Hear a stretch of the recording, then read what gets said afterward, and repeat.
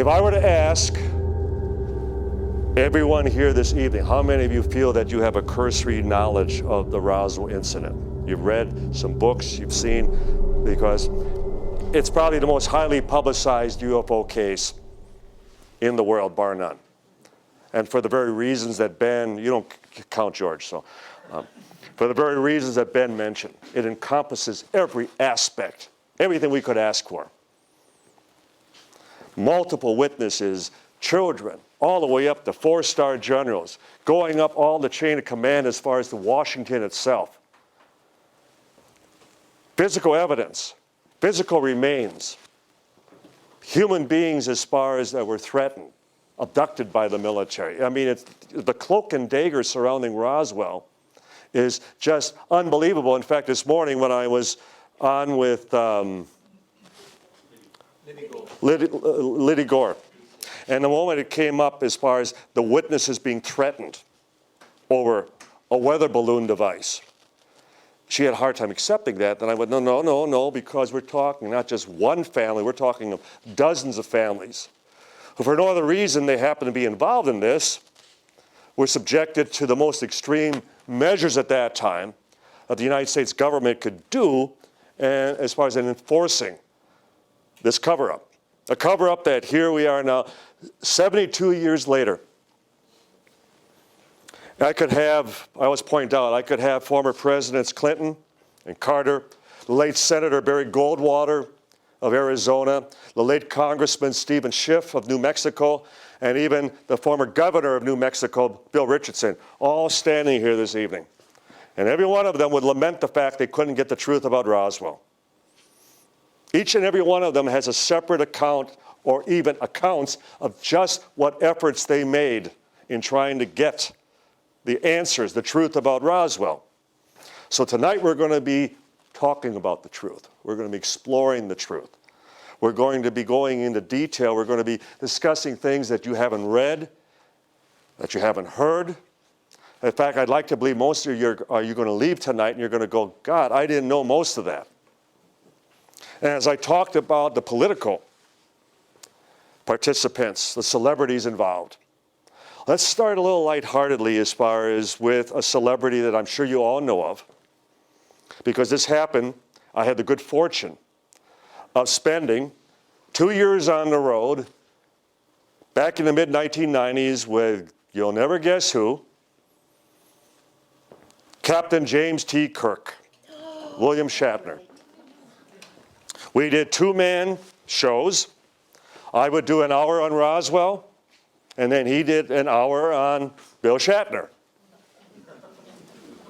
And it was the very first time I worked with him. We were scheduled to speak at the Coliseum in Lubbock, Texas. And I was picked up at the airport, and I was driven to the Coliseum, and there was a limo parked out front. And the producer, whose name was Rick Starnes, he says, Don, we just want you to just get back and wait, and it was hot, stay cool, that type of thing with the air conditioning, and we'll take you in as soon as we're ready. And they open the door, and I just crawl in the back seat, and I sit down, and they're sitting right across from me. He leans ahead, hi, I'm Bill Shatner. And he starts to ask me questions about Roswell, that he was fascinated, he was intrigued with it, and that he felt that it really was something that he wanted to possibly do something with in the future. And then later, we're rushing through the airport in Dallas because we have another show that evening in San Antonio at the San Antonio Theater. And he has this leather garment bag on his shoulder as big as a horse saddle. And it was the producer, Starnes, and myself, and the three of us running through the airport, and there's Shatner with the saddle on his shoulder. Come on, boys, we're going to be late. He's got these little granny sunglasses on, but everybody recognizes him. Everybody's doing double takes and, pointing, and we make it to the flight. We arrive in San Antonio. There's a limo waiting to pick the two of us up, and we're pulling up to the San Antonio Theater, and there on both sides of the street, the people are lined up, and he looks over and he taps me on it. Look at that, Don, look at that. We got a sellout. And I look out my window, and there in the marquee of the Alamo Dome, tonight only, the Rolling Stones. And Bill, oh, no, we're doomed. Wouldn't come out of the green room. He just sat down in the green room, thinking the worst, fearing the worst. And finally, the producer, Starnes, bursts in, we got to sell out, 2,500 people. I knew it, I knew we were going to sell out, you know. And I'm up on stage, show begins, and for any of you who have ever done theater, you've been up on a stage, and for all the stage lights, you can't see beyond the first couple rows. You know, the lights are just that glaring, and I could hear all the buzz, the rumble up in the balcony, but so, I mean, you got the feeling that you had 2,500 people in that theater. And all at once, I catch out of the corner of my eye, sitting at the end of the front row, but there's Bill Shatner, just sitting there, smiling, beaming up at me, so proud. And later, when we're all backstage, a stagehand comes running out of nowhere. Mr. Shatner, where were you? We were trying to find you. Well, I was out in the audience. I was listening to Don. Well, you'll never guess who was backstage wanting to meet you. Well, who? The mayor? No, Mick Jagger. So while Bill Shatner's in the front row listening to my presentation, the curtain behind me, Jagger was pacing back and forth as they were trying to find him. So I'm the only ufologist in the world who can say that I was sandwiched between Bill Shatner and Mick Jagger at a UFO presentation. So, true story, absolutely true story. He was wonderful to me. I had many, just a great, as far as shows with him, and I'm pleased he's still with us and still going strong. So, okay, what were we talking about? No, I'm kidding. So, I had asked about those who feel that they at least know the general story, right? Is there anyone here this evening who really, this is the first time, they don't know? When I say Roswell incident, UFO crash at Roswell, does anyone here feel that, well, they want a summary, they want a quick summation of what happened? A couple. Yeah, you're lying. You know. Let's just do a little historical background of the area, New Mexico at that time. Especially when I lecture on college campuses, I invariably always ask, where was the first atomic bomb detonated? You'd be surprised how many learned faculty will, well, of course, Japan. How about New Mexico? In fact, 2 hours just west of Roswell, June of 1945. And then you had ongoing atomic research at Los Alamos in New Mexico. And then at the White Sands Proving Grounds in Alamogordo, New Mexico, you had all the testing of the captured German V-2 rockets. And then at Roswell itself, you had the first atomic bomb squadron in the world, the 509th Bomb Group. Select group within the United States military of the best officers, best pilots, crew, doctors, nurses. If you swept a broom on that base back in 1947, it was because you were the best sweeper in the entire U.S. military. So that's our background, our backdrop. And according to the Air Force, U.S. Air Force, Project Blue Book, the official investigation of the UFO phenomenon, there were more UFO sightings in New Mexico than anywhere else in the world at that time. It was as though someone else was very interested in our military potential at that time. And wouldn't you know it, that the late evening of July 2nd, within a severe lightning storm in the high desert of Lincoln County, something crashes, something comes down.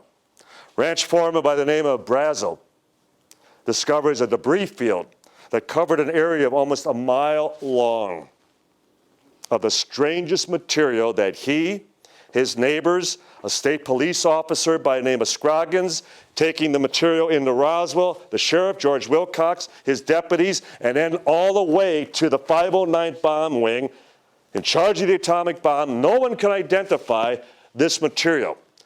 We're going to be getting into that. And then the rest is history. Because you've all seen that banner headline, correct? Roswell Army Airfield captures flying saucer, which was based on the press release that went out on Tuesday, July 8th. Official press release, we got one. The problem is 5 hours later, Washington intervened and said, you made a mistake. It's nothing more than a weather balloon device. Neoprene rubber, foil, sticks, string, and tape. Material a 5-year-old child would have recognized, but the men in charge of the atomic bomb, they obviously never saw a balloon in their lives. Except they were the ones who launched those very balloons twice a day in conjunction with bomb drop exercises. Again, another story, but nonetheless, they, of all people, knew exactly what that balloon was. So I can assure you, that was not what was recovered, not what crashed. And so, this was something that then remained silent for 30 years. 30 years, nobody said another word about it, because they were all sworn to secrecy, including the civilians involved, who were even worse than being sworn to secrecy. And then the very intelligence officer first sent out to investigate this was dying of emphysema. Then Lieutenant Colonel Jesse Marcel Jr., or Sr. And he broke his oath of security. And that then began the revision, the truthful rewriting of what happened in 1947. The fact that it was the first press release that was the correct one. I always joke that the United States government is presently up to 4 official explanations regarding Roswell. 4. I always joke that husbands should try that with their wives when they get home too late. But there we have it. But then, which one, or is it a sampling of all 4, but which of the 4 do all the witnesses 100% unanimously endorse? The very first one. Right to their very deathbeds. There is absolutely no witnesses to the weather balloon, no witnesses to Project Mogul, the same balloon, and certainly no witnesses to the anthropomorphic wooden crash dummies, Project High Dive, which happened 5 years after the incident. Now, ask how something that happens 5 years later could then become part of something that happened 5 years earlier. You're talking time travel, and only the government can claim such, even happens, because obviously we know it doesn't. So we're going to go through this pretty much like we would in the court of law.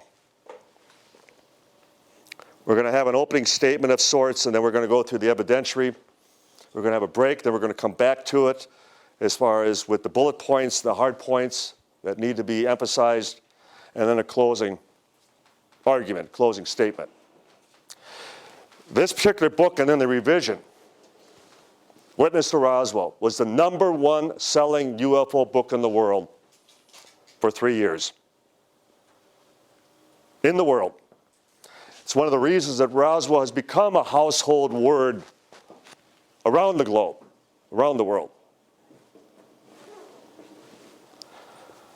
The gentleman you may recognize, maybe you don't, was gracious, kind enough, but enough of a supporter that he wrote the foreword to Witness to Roswell.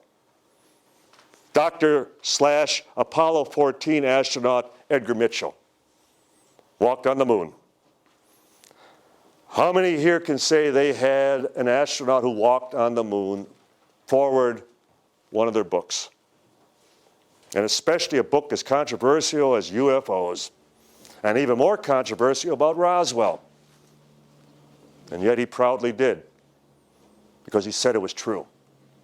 Because maybe some of you know, maybe some of you don't. Where did Edgar Mitchell, MIT, graduate, received his doctorate from MIT. Where was he going to high school in 1947? In Roswell. He was a native of Roswell, New Mexico. He was there. He heard all about it, and especially after the balloon explanation, he still heard the officers talking about what it really was. And then as he grew up, graduated from MIT, went into astronaut training at Wright-Patterson, spent much time at the Pentagon, and he described how the one question I asked the Pentagon over and over again was Roswell true? And according to Dr. Edgar Mitchell, Roswell did happen. It was true. He had heard that repeatedly from officers, even at the Pentagon years thereafter. So when we were on Larry King together, and Bill Nye, the science, well, Bill Nye, the not science guy, was on. And he started to make fun of Dr. Mitchell. And Dr. Mitchell actually said on the air, if I were sitting right there with you, you wouldn't say that to my face. In fact, I dare you to come and say it to my face sometime. But those typically are the tactics that are used by the debunkers, the scoffers. They're very brave when they're miles away. Point is, how often do they say anything right in your presence? In fact, we have a group back in the States called Committee for the Scientific Investigation Claims of the Paranormal, CSICOP. It's been renamed in recent years, but it was founded by the late Carl Sagan, Isaac Asimov, Arthur C. Clarke, Philip J. Klass, Amazing Randy.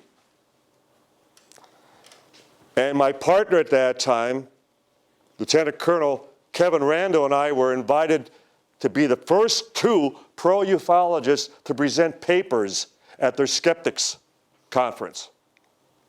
500 people in the audience, all skeptics, to come and present papers on Roswell.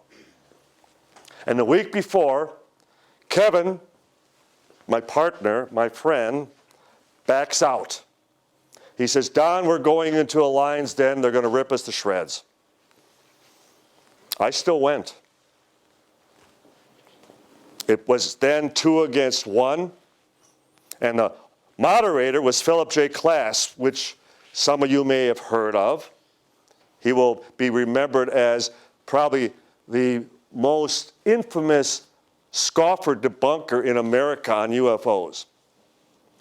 And as the moderator, I realized it would quickly become 3 against 1. And one of the skeptics I was debating was Major James McGaha from the Air Force, the United States Air Force. And at one point, as I was getting into the cover-up, Major McGaha jumped up and he went, I've had enough. Anyone who would suggest that the United States government has ever perpetrated a cover-up in its history has another thing coming. I got the same reaction from the skeptics. They laughed. They laughed at their own. And he stormed off the stage. And I jumped up and I yelled, 1 down, 2 to go. And they applauded. So it can be done, especially when you know you're on the right side. Especially when you have the confidence and the passion to know you're on the right side. And it's nothing that I arrived at on my own, because I can't emphasize enough, I was a skeptic on Roswell. I thought we'd make a single weekend jaunt down to the land of enchantment and prove that it was a weather balloon device or something just as conventional, just within the course of a weekend. I'm standing before you tonight and I'm saying I was 100% wrong, because they're protecting their own territory, their own agenda. And believe me, I can assure you they do have an agenda. I never did. I set out to disprove it. I let the evidence take me wherever it would. Believe me, if we proved that it was a balloon device or anything else conventional, I wouldn't be here tonight. But it's because we've interviewed over 600 witnesses, either directly or indirectly involved. We started the museum in Roswell, which has now had over 3 million visitors over the last 25 years. 250,000 a year come to our museum now. We've had 5 archaeological digs. I know Ben mentioned as far as that. I'm still regretting, but I let you know. And we're going back in December with more subterranean radar. And then next spring, we're going in with another full team. And I am the supervisor. I put the team together. We bring all the scientists in. And we're still looking for physical evidence. If somebody later wants to ask me, have you found anything? I'll answer that later. Point being, we're still searching. The investigation is still fluid. Unlike a skeptic who would stand here and say, this is what you're going to believe. And what I'm going to be doing this evening is repeating the eyewitness testimony of the people who actually handled it, held it in their hands, saw the events that transpired through the course of those days of the retrieval operation. The civilians involved, the military involved, and as I said, to their very deathbeds, what they finally confessed to, what they finally admitted to, their wives, their children. Some of the saddest accounts of how this all eventually would come out. It'd break your heart. I mean, there were times that I even, shed a tear because it was so touching the way they did it. I'll give you a quick example. Melvin Brown was one of the MPs posted behind an ambulance truck, told to keep his eyes forward out at the crash site. First chance he got, lifted the tarpaulin back, and there were 2 bodies. He waited until he was dying of cancer at a hospital outside of London, because that's where he had spent the better part of his life after he was transferred out of Roswell within weeks to basically shut him up, take him away from everyone else. He's lying on his deathbed. And his wife is sitting with him. He's holding her hand. He knows he only has a matter of days. And he turns and he says to her, "Dear, I need you to know I've always been faithful to you. Only been you." And then he goes on to tell her all about Roswell and what he had experienced 40 years before. In other words, his faithfulness to his wife, he placed at the same level as what he experienced at Roswell in 1947. You all understand that. You all see that. So these are the type of witnesses we're talking about, because it's from their heart. It's from their very psyche as far as what they lived with, and then what the government of the United States did to rob them of their dignity, their self-esteem, by making the world believe it was merely a weather balloon when they knew it was the most phenomenal discovery in the history of mankind. George Norrie does Coast to Coast back in the States. He wrote our afterwards. Only afterward he's ever written for a book. But because, again, he believed in Roswell so passionately that he would do that for us. So, New Mexico, nearest town, Corona, the debris field that we continue to work. The descent path, because there were 3 separate sites. The mid-air explosion in the midst of the thunderstorm, raining debris that covered an area of almost a mile long, and 2.5 miles from there was a secondary body site, top of bluff. We call it the D. Proctor site for a reason, which we'll get into at that location. And then another 25 miles from there, just 35 miles to the northwest of Roswell, there's the Roswell Army Airfield, the city of Roswell. the impact site. And that's where a pod, a capsule, 2 more bodies, and a survivor were recovered. There was a live one. That's based on firsthand military and civilian eyewitness testimony. This is the debris field. You see, it is totally unobscured, open, high range, just like your outback in many areas. In fact, as often as I have flown over the area in small planes and helicopters, once you are airborne, you can see for 50 miles, wide open.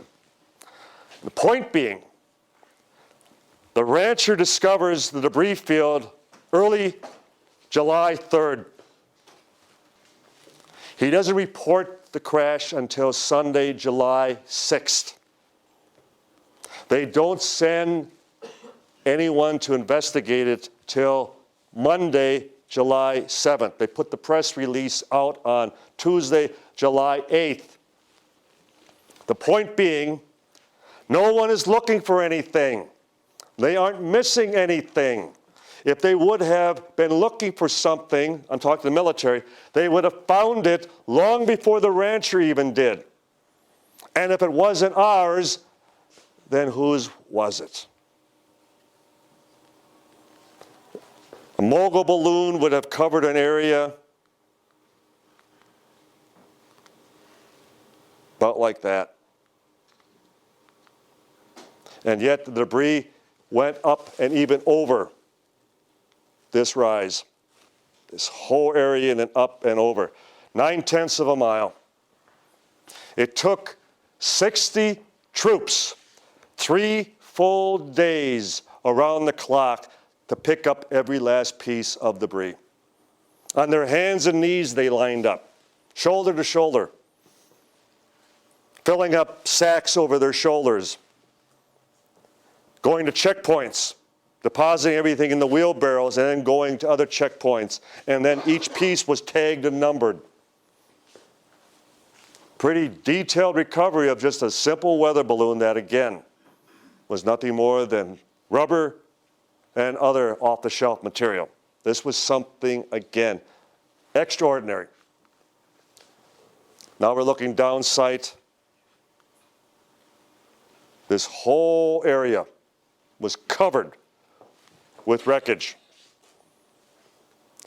What type of wreckage are we talking about? Even when they come up, we call it the theory of the month.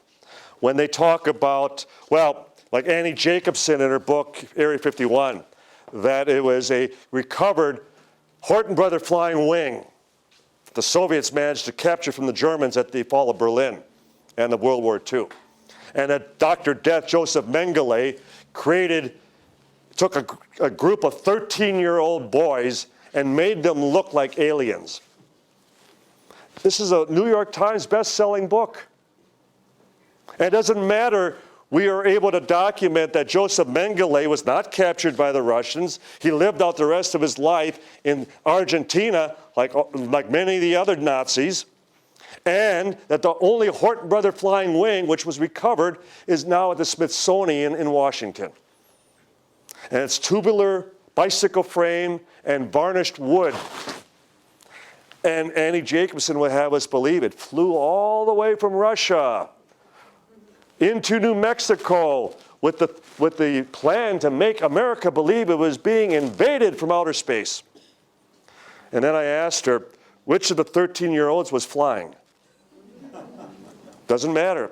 I don't want to hear that. No, that's my theory, and you're not going to take it from me.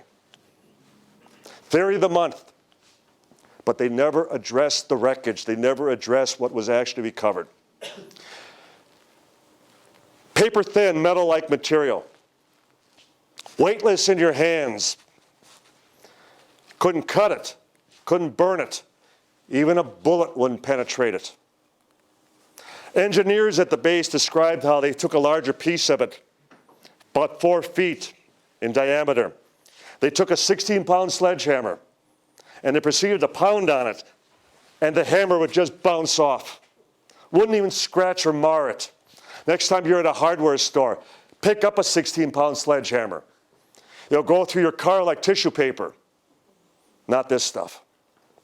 I-beam sections of the same material, about as thick as your pinky, but with strange symbols that ran the length of each piece. Symbols they had never seen before. Made no sense. Nothing they could decipher. Silken strands of material that you could hold a light or a lighter up at one end, and the light would emit out the opposite end. Well, what are they describing? Fiber optics. In 1947, yet fiber optics weren't developed until around 1970. And then the most amazing material of all, which we still refer to as our Holy Grail. Same nearly indestructible material. But this you could crumble, you could crease, fold, crunch up into a ball. And when you'd place it down, it would unravel. It would assume its original shape and size. It had perfect memory. Memory material. We don't even have such material today. And yet, this is exactly what all the witnesses at Roswell described. Now, does any of that sound like a weather balloon? Of course not. But again, the government back in the States wants you to suspend belief. And believe it only because they tell you to. It's known as anything but extraterrestrial. We have skeptics, scoffers, debunkers back in the States that you have to doubt and distrust the government at every turn, except about UFOs. Then they're telling us the gospel truth. Can't have it both ways, ladies and gentlemen, we know that. But again, that's how they're trying to play the shell game, that we don't notice the sleight of hand as they continue to try to revise what really happened. It's a monument we have overlooking the site. Ben and James and a few of the others were out there a few months ago, right? Yep, in September. I don't like that you etched your name on the side, but... Before I was here. Yeah. But it's in testimony to what happened there in 47. We never made it into a tourist attraction for a reason. To us, it's like a battlefield. It's like if we accept that something died out there, somebody died out there related to the crash, we're going to continue to be dignified about it, respectful, and so at least people have something to go to photograph, to read, and then take it in and know that they've been at potentially one of the most important locations in the history of mankind on this planet.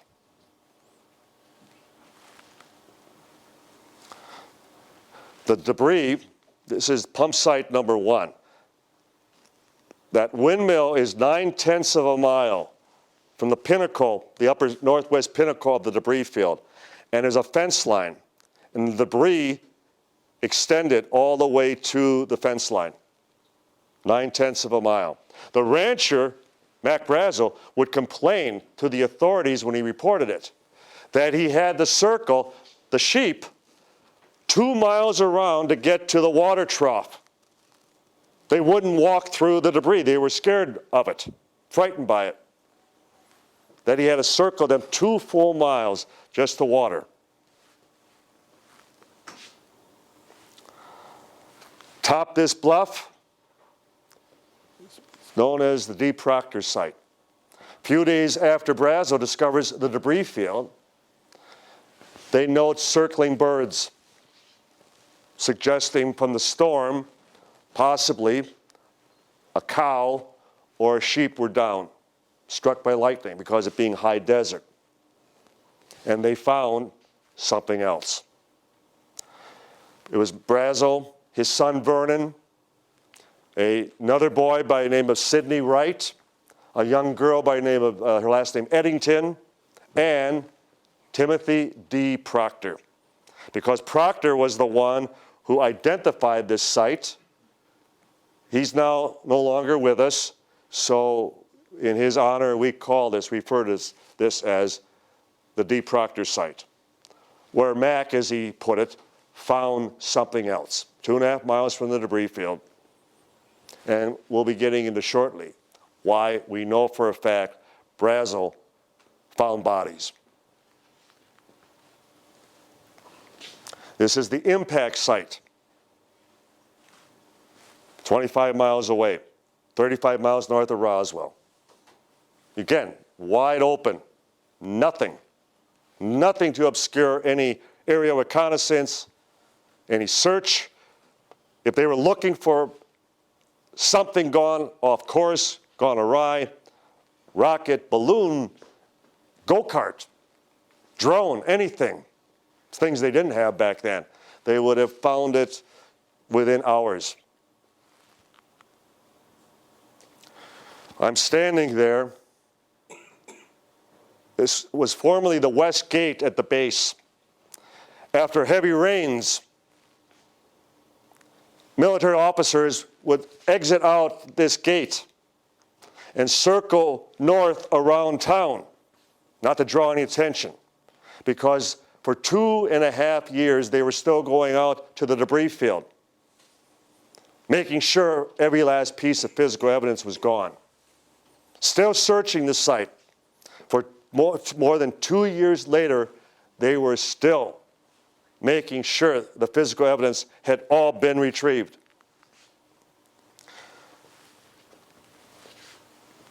General Lawrence Craigie, Secretary of the Army Air Corps in 1947. He would send his chief aide, Benjamin Games, to Roswell to check it out firsthand, report back to him directly. Craigie was long gone. We interviewed Games. Games told us it was no weather balloon. Games told us it was so important that then his boss, General Craigie, called for the first investigation of the UFO phenomenon. I mentioned Project Blue Book at the beginning.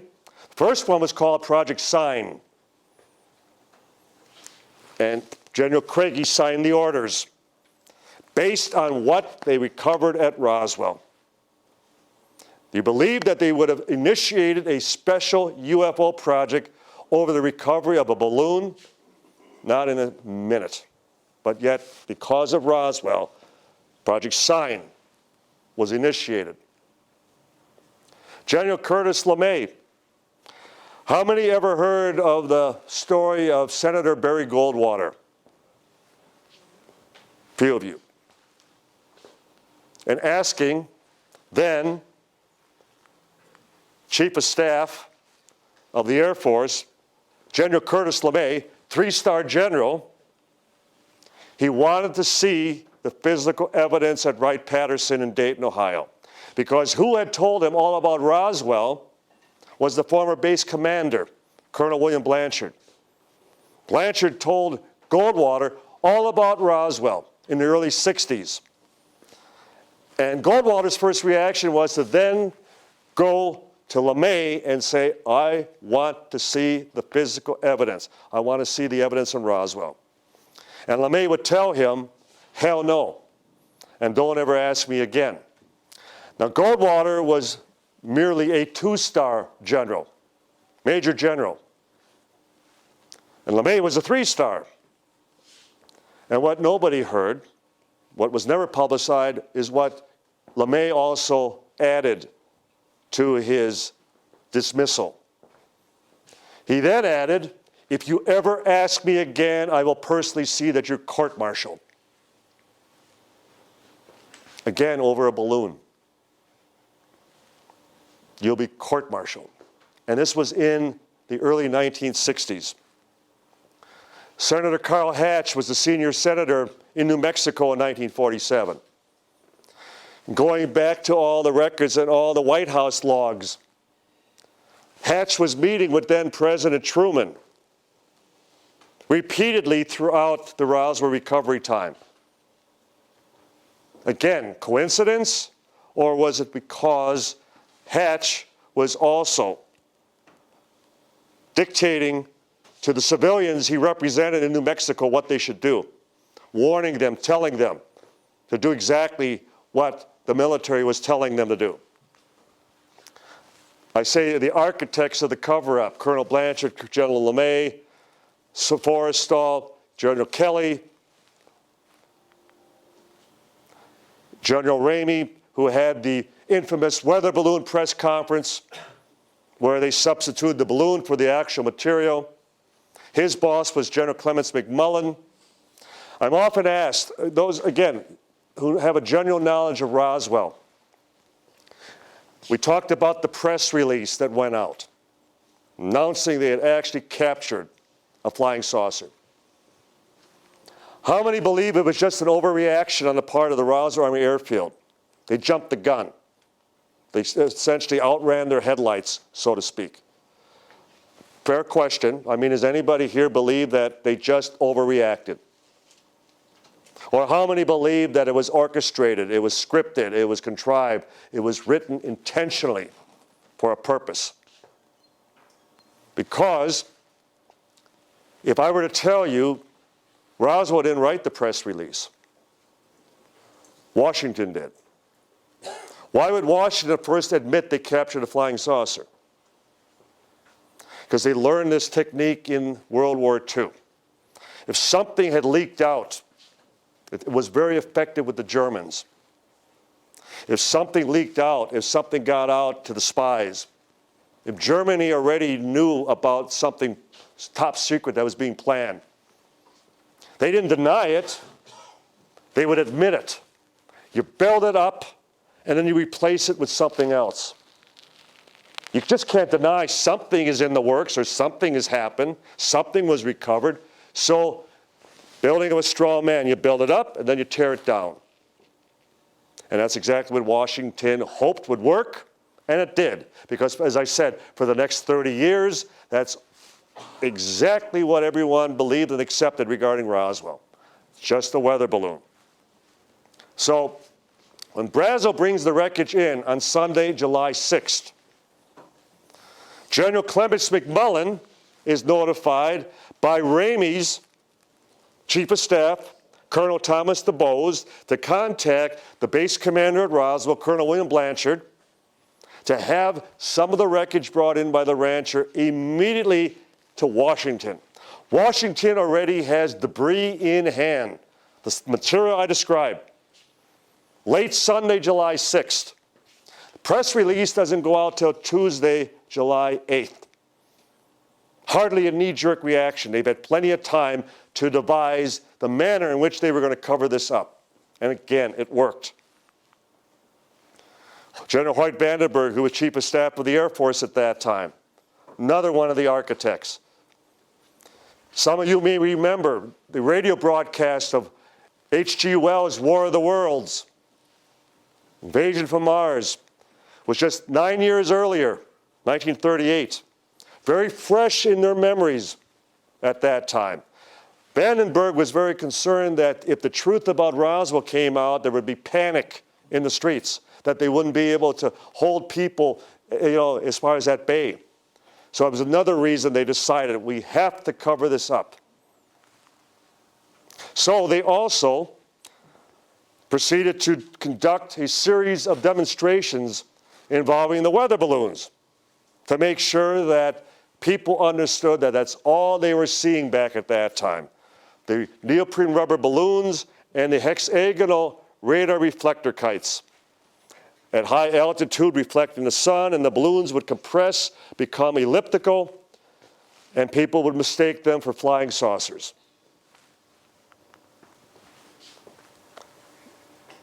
The rubber balloons and the radar kites. Demonstrations all over America post-Roswell to drive home the point that these are nothing more than weather balloons. But not a single press account that we could find ever asked, well, that's one thing when it's up at 10,000 feet. What about when it's on the ground in front of you and you actually handle it? Does it become a flying saucer then? Does the flimsy foil then withstand a 16-pound sledgehammer or even a bullet? Hardly. But nobody bothered to ask that question. I'm going to skip Alan Grant. Alan Grant worked with ABC out of New York at that time. And he got the assignment from New York to go and investigate Roswell. and the military had the entire area cordoned off, and they turned him back. And before he died, he confessed to his wife. And we had spoken to her that Roswell was true.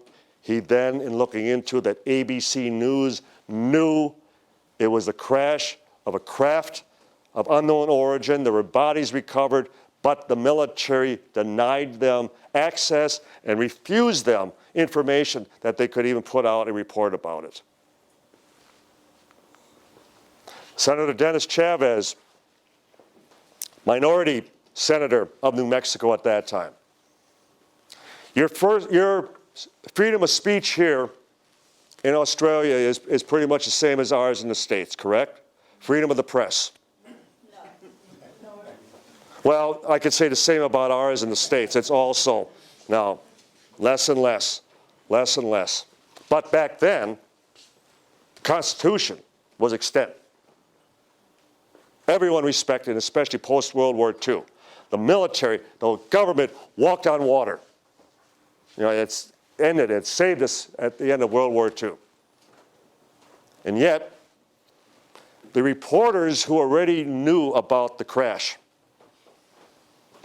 who had talked to the rancher, who heard more than just accounts of wreckage, debris. Radio station KGFL, that's Walt Whitmore, as you see on your right. He was the owner, manager of the station.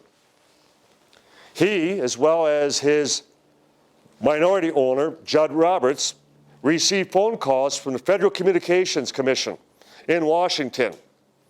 T.J. Slowey was the agent who we tracked down, who made the calls, and told the radio station if they proceeded to announce the flying saucer story, they would lose their license within 24 hours.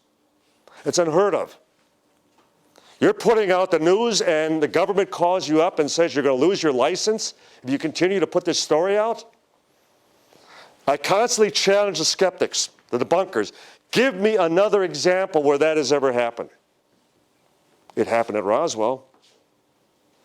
And then, if that wasn't enough, Senator Chavez calls up Walt Whitmore and warns him, you better do as they're telling you. I can't help you. It's out of my hands.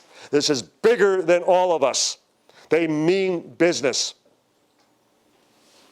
And they complied. In fact, within the next day, the entire radio station was ransacked. They removed every bulletin, every note, name, phone number connected with the incident as part of, again, their attempt to silence even the press regarding the incident.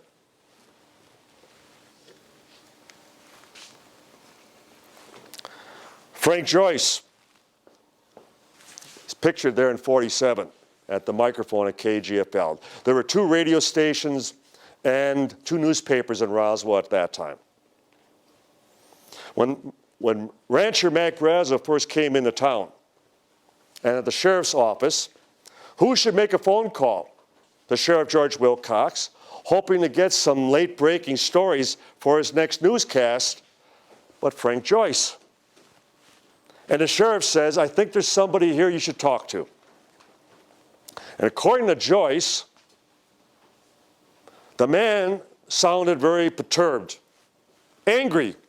He was complaining about, I had to circle my sheep 2 miles around all that garbage, all that wreckage. I've never seen anything like it before. There's a full mile of it. Who's responsible? Who's going to clean it up? And then, according to Joyce, the voice started to become more and more somber, actually frightened.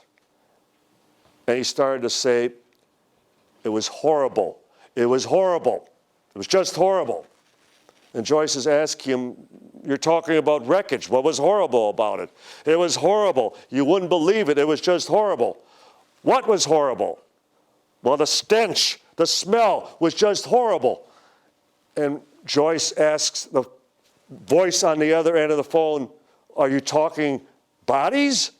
Well, you know, over at White Sands, they're launching those German rockets. Maybe they put a dog or a monkey up in one of the nose cones of the rocket head. To which the voice then shouted back, it wasn't any damn monkey, they weren't human.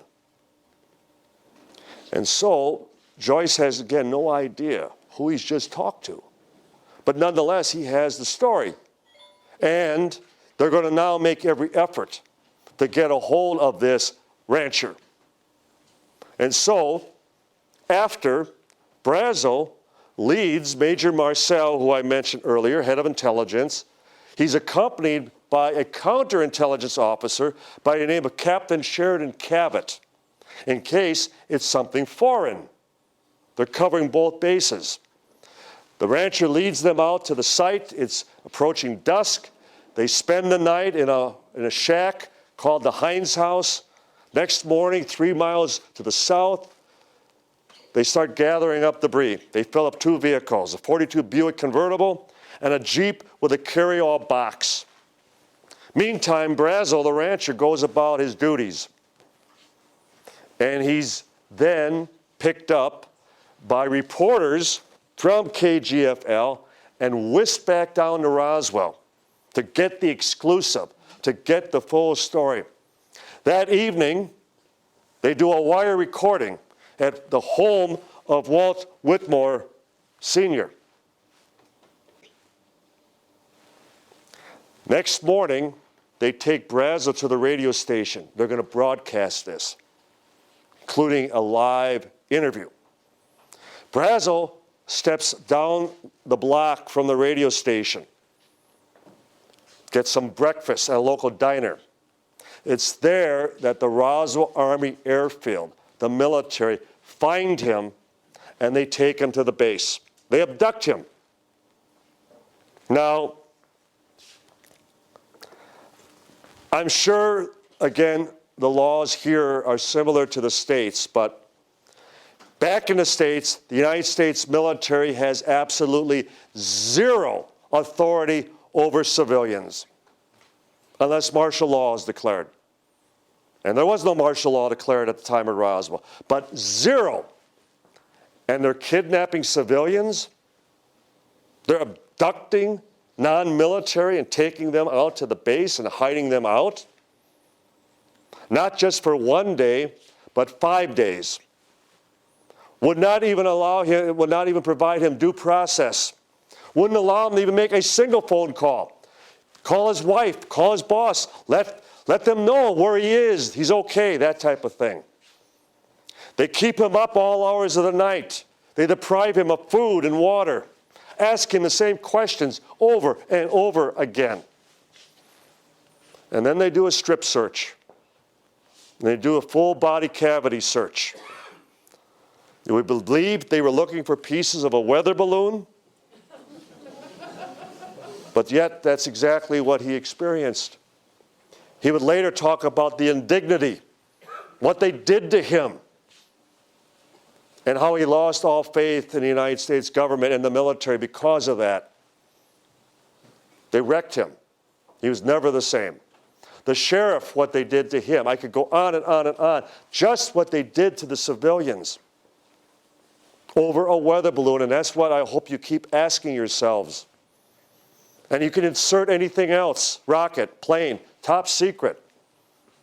Because here we are 72 years later, and they're still claiming it was nothing more than this menial material that even a child would recognize. Days later, after they had Brazel convinced, or at least they finally broke him, they escorted him to the newspapers, to the radio stations. In fact, Frank Joyce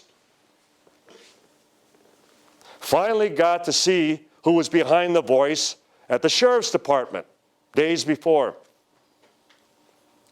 And he comes in and he's ready to go on the air, be interviewed right over the radio.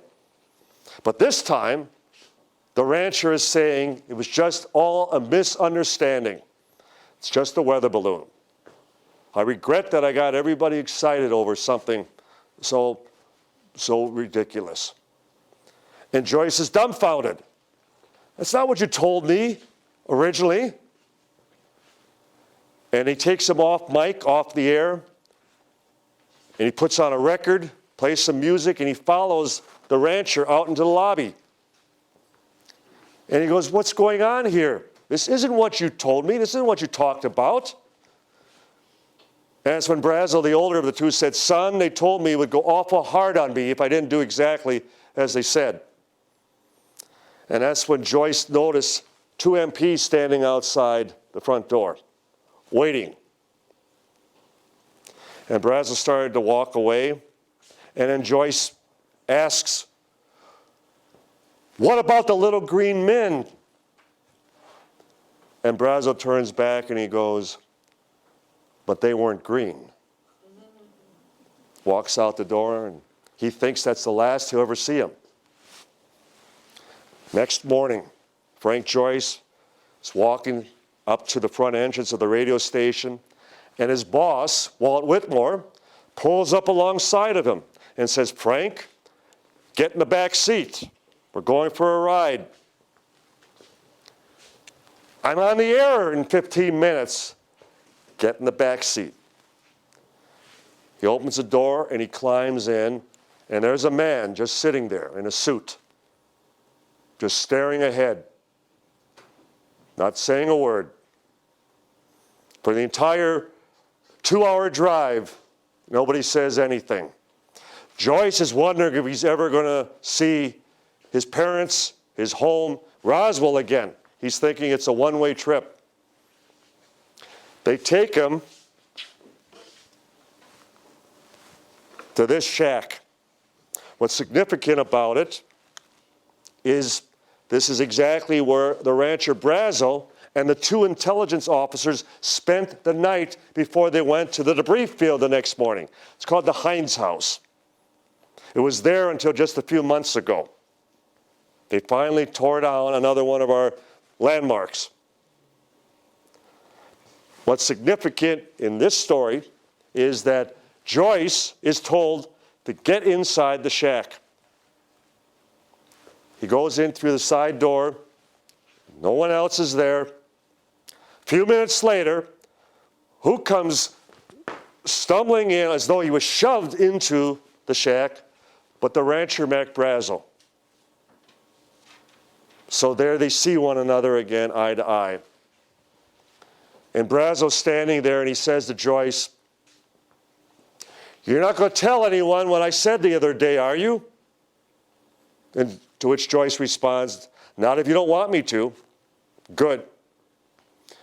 And then Brazel turns and starts to exit, and he turns back and says, you realize our lives will never be the same. And Joyce agrees and says, well, they aren't at the moment. And then that's the last time he would ever see Mac Brazel.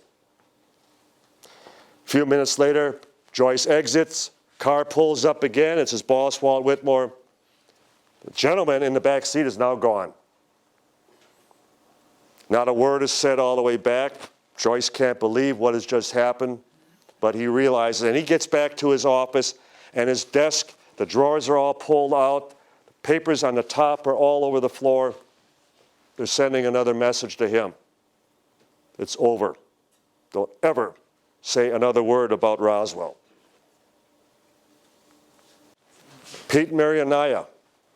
Pete and his brother Reuben, they worked on the base, the Roswell Army Airfield, as civilians. So they had top security clearances. They were also known as Montoyistas because they were personal friends and supporters of the then Lieutenant Governor of New Mexico, Joseph Montoya.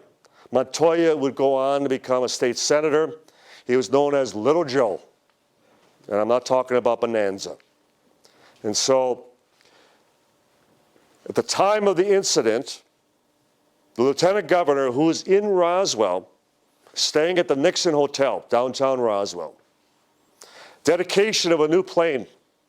We have the pictures of him standing on the platform, the stage, plane in the background. He calls up Pete and says, I'm out at the big hangar,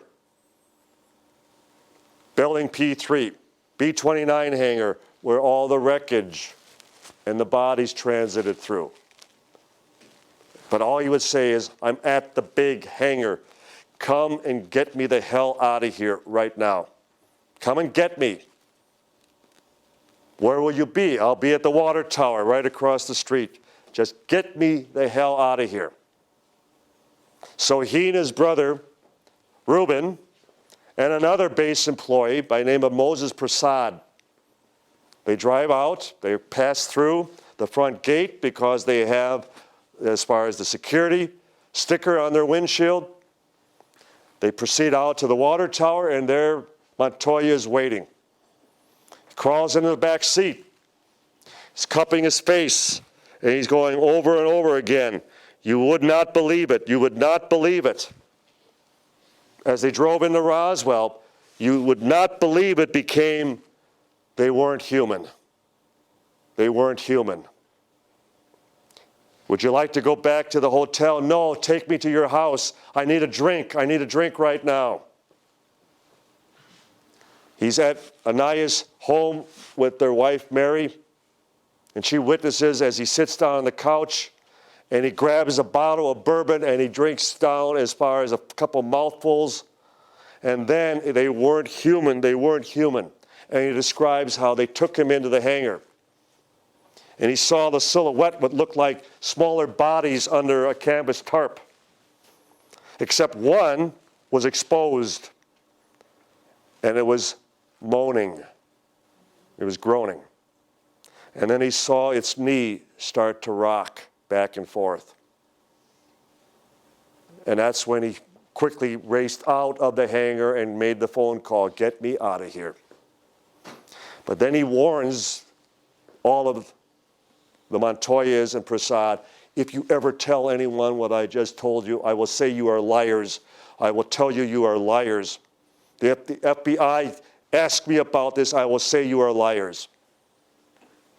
And that evening, after Montoya's aide, Donald Worley, who we also tracked down and interviewed, came to pick him up and took him to the Nixon Hotel.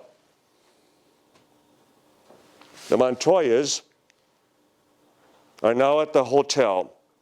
The Anayas receive visitors. Mary watches from the living room, the front room, as military officers are arguing with her husband and her brother, Reuben, in the front yard. And the shouting got louder and louder. And Reuben would then come into the house and said, they told me they would kill you and our children if I ever say another word about this. And to hear that from Mary many years later, and she still cried as she described, they threatened to kill our children. And this was days after the weather balloon explanation. That is how extreme, and we're just getting warmed up as far as what the military did to the people back at that time. That's the late Frankie Rowe. She just passed away just 2 years ago. In fact, last time I saw her, and I knew she was ill, we brought her back to Roswell. And when we said goodbye, she said, I'll never see you again. And I was surprised that she was being, that specific about her fate.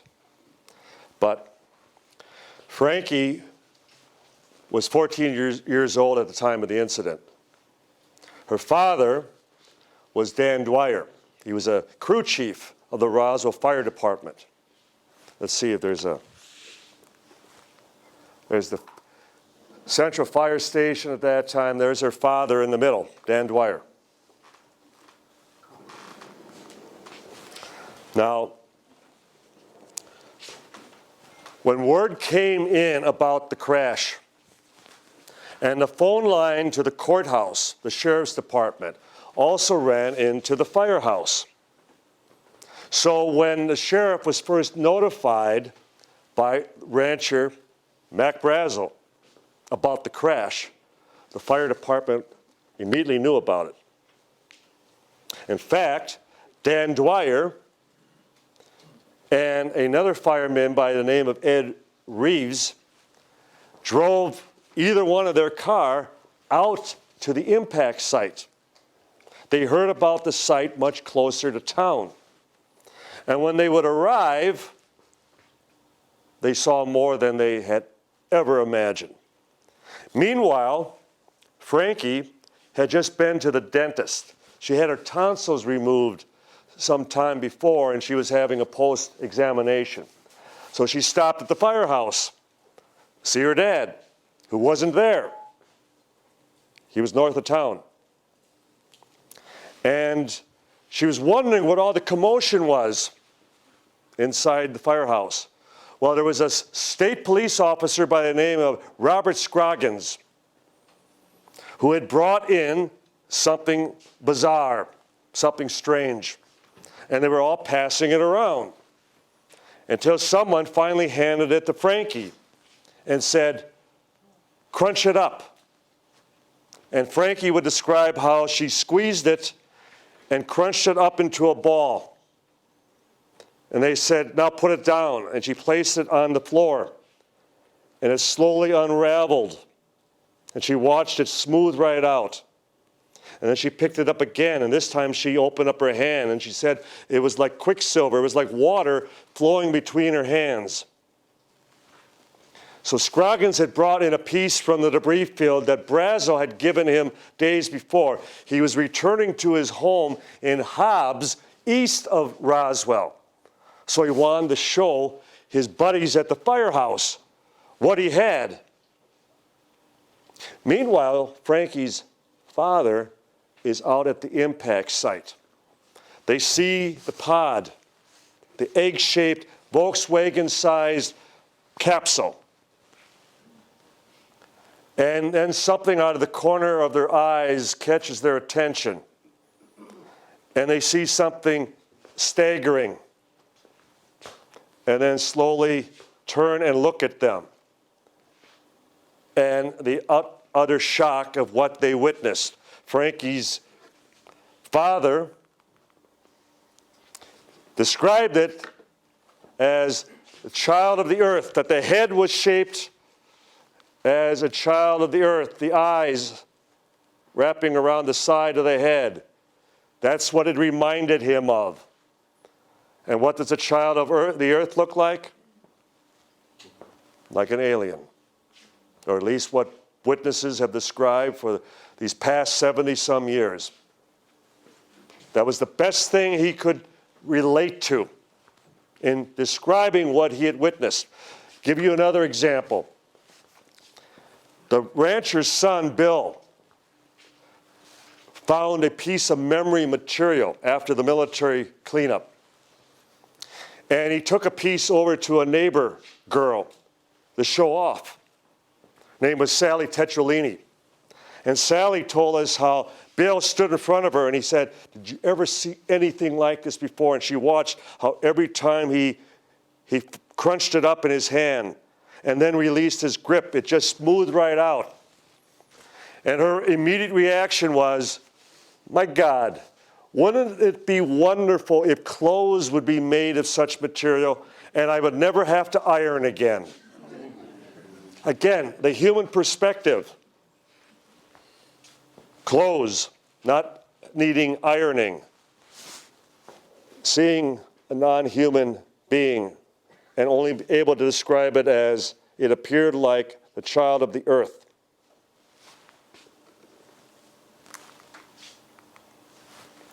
So that evening, her father, because he had skipped out, and then got in trouble with the military because no sooner than they had arrived and they saw the survivor, they heard the roar of engines.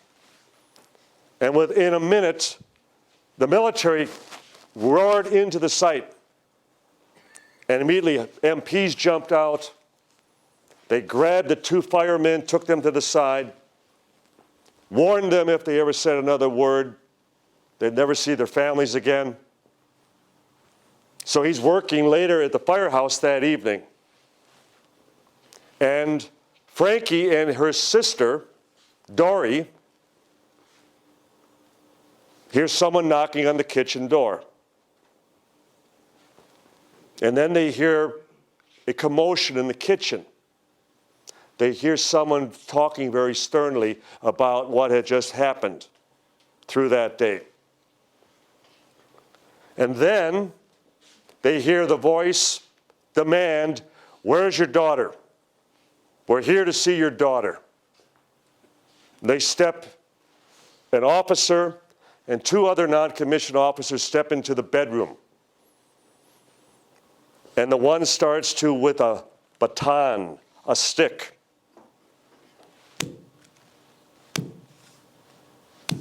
"We know what you saw today, Frankie. And if you ever say another word about this, you will never see your parents or family again." She broke down. Her sister was crying next to her.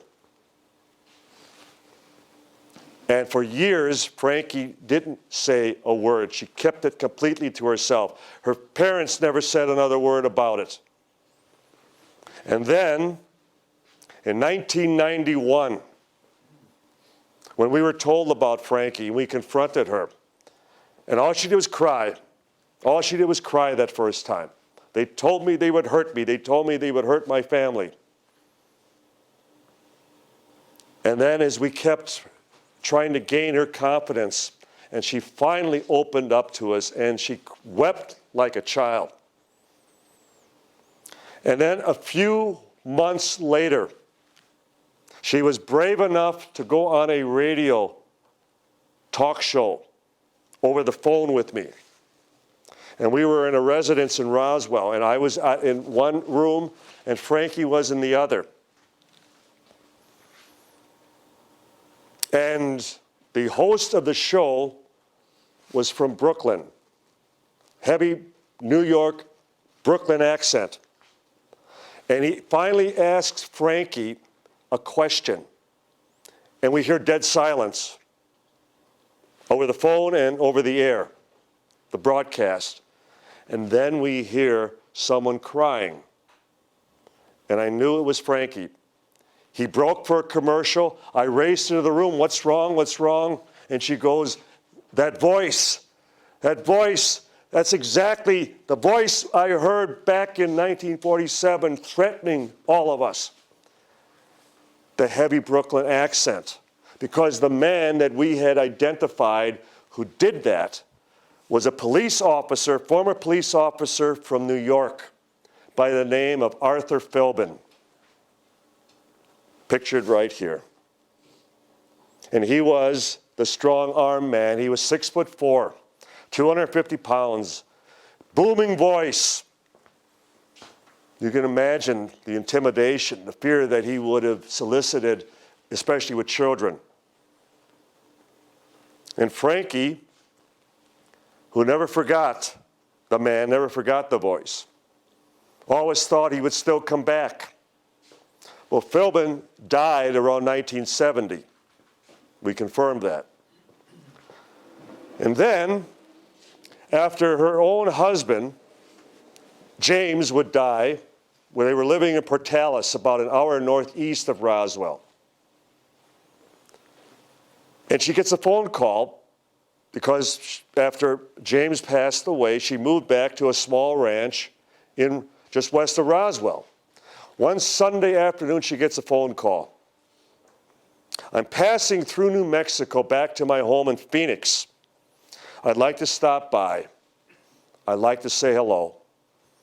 And Frankie was surprised that she actually said, "Well, yes, I'll be here. You can stop by." So she immediately calls me, all the way from New Mexico to Wisconsin. And I said, "Well, Frankie, if you're really concerned, really nervous about somebody stopping by the house, maybe you should either inform the police that in an event something happens, or leave. Don't even be there." Well, she decided to stay. Half hour later, A gentleman arrives. And she surprisingly opens the door. And he introduces himself as Brian Philbin.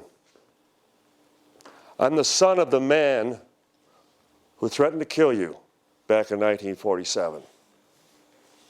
My dad died many years ago. And if he were still alive, he'd want to apologize. And he'd want you to have these. And he pulled out a bouquet of flowers from his back. They both cried. It was the first time a representative of the military was apologizing to the civilians and saying, we were just following orders. We were just doing as we were told. And we're sorry. We're sorry we put you through that. And here is our symbol of that apology. As Patrick remembers, Frankie was a wonderful woman. There was absolutely no reason to doubt a single word she said. And we have dozens of Frankies involved at Roswell.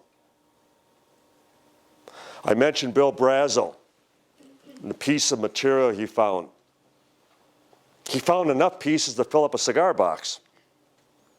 And his wife Shirley even talked about how he kept a piece in his leather chaps working the ranch. And he'd sit down at dinner in the evening, and she'd watch how every night he'd pull out that one piece and observe how no matter what he did with it, try to cut through it with a steak knife, hold his lighter up to it, nothing had any effect. And then he'd always crunch it up, fold it, cube it as far as with utensils, and then lay it down, and she'd watch along with her husband as it would just flow like water across the table. So at one point, Brazel is in the nearest town of Corona. He's playing pool one night with some friends. And one of them happens to ask, Bill, did you ever find any of those pieces that your dad claimed were not made on this earth?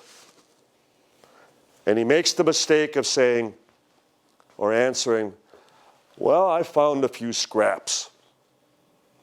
And who should be at his door the very next morning but a captain by the name of Emerson Armstrong and 3 other non-commissioned officers, stating, Mr. Brazel, we know what you have, and you will give it to us. And he did. He turned it all over. Well, we tracked down Emerson Armstrong. We confirmed it was him. They did retrieve the pieces from Bill Brazel, son of the ranch foreman, Mac.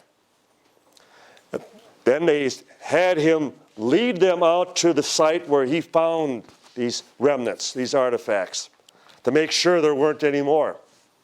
But what was happening back at the house where 3 other non-commissioned officers came into the building. And in the presence of his wife, Shirley, and their daughter, Fawn, they proceeded to pull out drawers. They flipped over bed mattresses. They threw out all the items within the closets. They went out and slid open bags of feed. They tipped over a small water tank, all looking for other pieces of evidence. This was 2 years after the incident. 2 years later, they were still watching some weather balloon. And I point these out because these are us.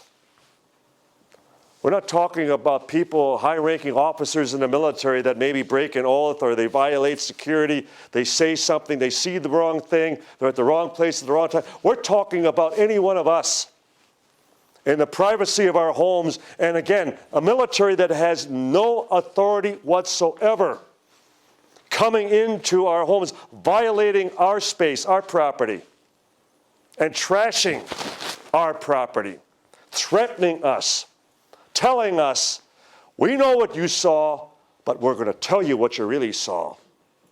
And it was just a balloon. After now 72 years, the official explanation still in Washington, Roswell is just a weather balloon. Isn't that what they're saying about Westall? Just a weather balloon. It's a convenient explanation. They don't make a sound. They float, they hover. They move about erratically based on the winds. It's a convenient, easy explanation. And most of the time, they're wrong. Because it's so simple, it's silly. It's so unbelievable, it's almost as unbelievable as it being a genuine flying saucer, a UFO. So you have your Roswell here. It needs to be investigated further. It needs to be demonstrated that just as Roswell has stood the test of time, that Westall will also, and especially given, as we've raced with the Undertaker all these years with Roswell, we're down to the last 5 first-hand witnesses. Even the children are now passing away. Westall is in 1966. It needs to, as far as every effort to find every last person involved, while they still have a chance, while they can still come out from their fear, their intimidation. Because the governments of the world, sadly, are united on this topic. They all collectively say, don't say a word. We'll tell you what you actually saw. We'll tell you nothing happened. But we really know what happened, don't we? Especially the people who were there.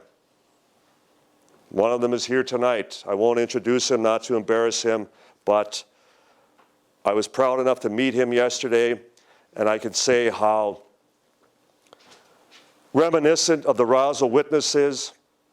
He was describing exactly what I have heard hundreds of times from Roswell witnesses. So it is also happening right under your noses right here in Melbourne. It's not just far away in the desert of New Mexico. It's happening all around the world. So we will continue. Sue Farnsworth, her father, Arthur, ran the local Ford dealership. They owned the ranch north of Roswell, a ranch that was near the impact site.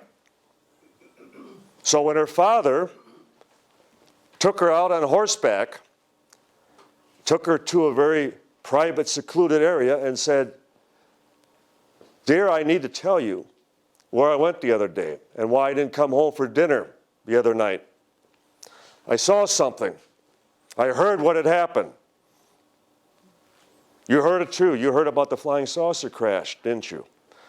"Yes, Daddy, but they say it's just something else." And he says, "Well, I saw it. In fact, I saw what was inside it, because some of us also managed to get out there before the military. And one was alive, and he wasn't from here. They told me they would kill you and your mother if I ever said another word, but I need you to know, I need you to understand that if I'm ever asked about this, I can't talk about it. Please, sweetheart, don't ever ask me about it again." But it was true. It did happen. And Sue remembers how one day she heard from a number of customers at the car lot. The military came into the auto showroom and took her father forcibly and led him into another room. And when he came back out, he was all disheveled, his tie was twisted, his jacket was all turned. Again, government doing that to civilians.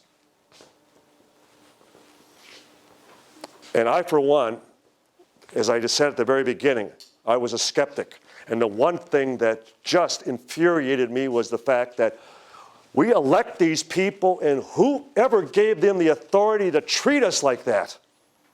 And then tell us it was just a damn weather balloon, as they did with Westall. Don't believe any of the hundreds of children and adults who were involved. We always know what's best for you. Well, I'd like to see them start just one time and show us that they really care about us. Because they sure work damn hard to get us to re-elect them every time. And then they turn around and betray us, stab us in the back. They tell us how to live, what to wear, what to dress, where to live, what cars to drive, everything we do, think about it. And they tell us what's really out there. I always tell young people, when you gaze up at the stars late at night, wave, because you never know what little boy is waving back from another planet. How many of you even consider that when you are looking at the stars, you're looking back in time? A lot of those stars no longer exist. When I go back to the States, I'm going back in time. I'm leaving Sunday morning and I'm getting back Sunday night. I'm going back in time. We need to think for ourselves. We need to decide what's best for us and our families. Because I'm sorry, I've traveled China, Japan, Russia, throughout Europe, Mexico, Canada, South America. I've yet to meet a government official who says, I'm only looking out for you. There's only one you, and that's them. We need to look out for one another. And that's why collectively we can make a lot of change as far as the truth coming out about this subject. And I want you people here in the Melbourne area to really support the local investigators, the people involved with this subject in this area. I'm proud to know them. I'm proud to now call them my friends. And you are represented by some of the best investigators in the field. And I applaud them. I'm going to skip. I talked about Mac Brazo and his son. His other son, Paul. Paul was working on a ranch in western Texas when he got the word that his dad had been arrested by the military. And he thought to himself, well, my dad's the foreman on the ranch, and he has no hired hands. Now, the cattle and the sheep can fend for themselves. They're out in the open, range. But the horses are penned. They can't be fed. They can't be watered. They need to be tended. So 2 days in a row, he tried to get out to take care of the horses. And both times, he was physically thrown off the ranch by the military, who had commandeered the ranch house, which was 10 miles away from the debris field. So they set up a base of operation at their house.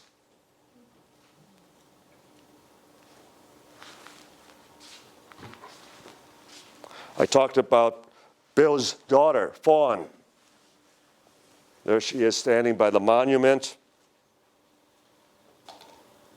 Fawn described to us that she overheard her grandfather, Mac, on one occasion make reference to the poor, unfortunate creatures, referencing what had happened, what he had discovered, the poor, unfortunate creatures.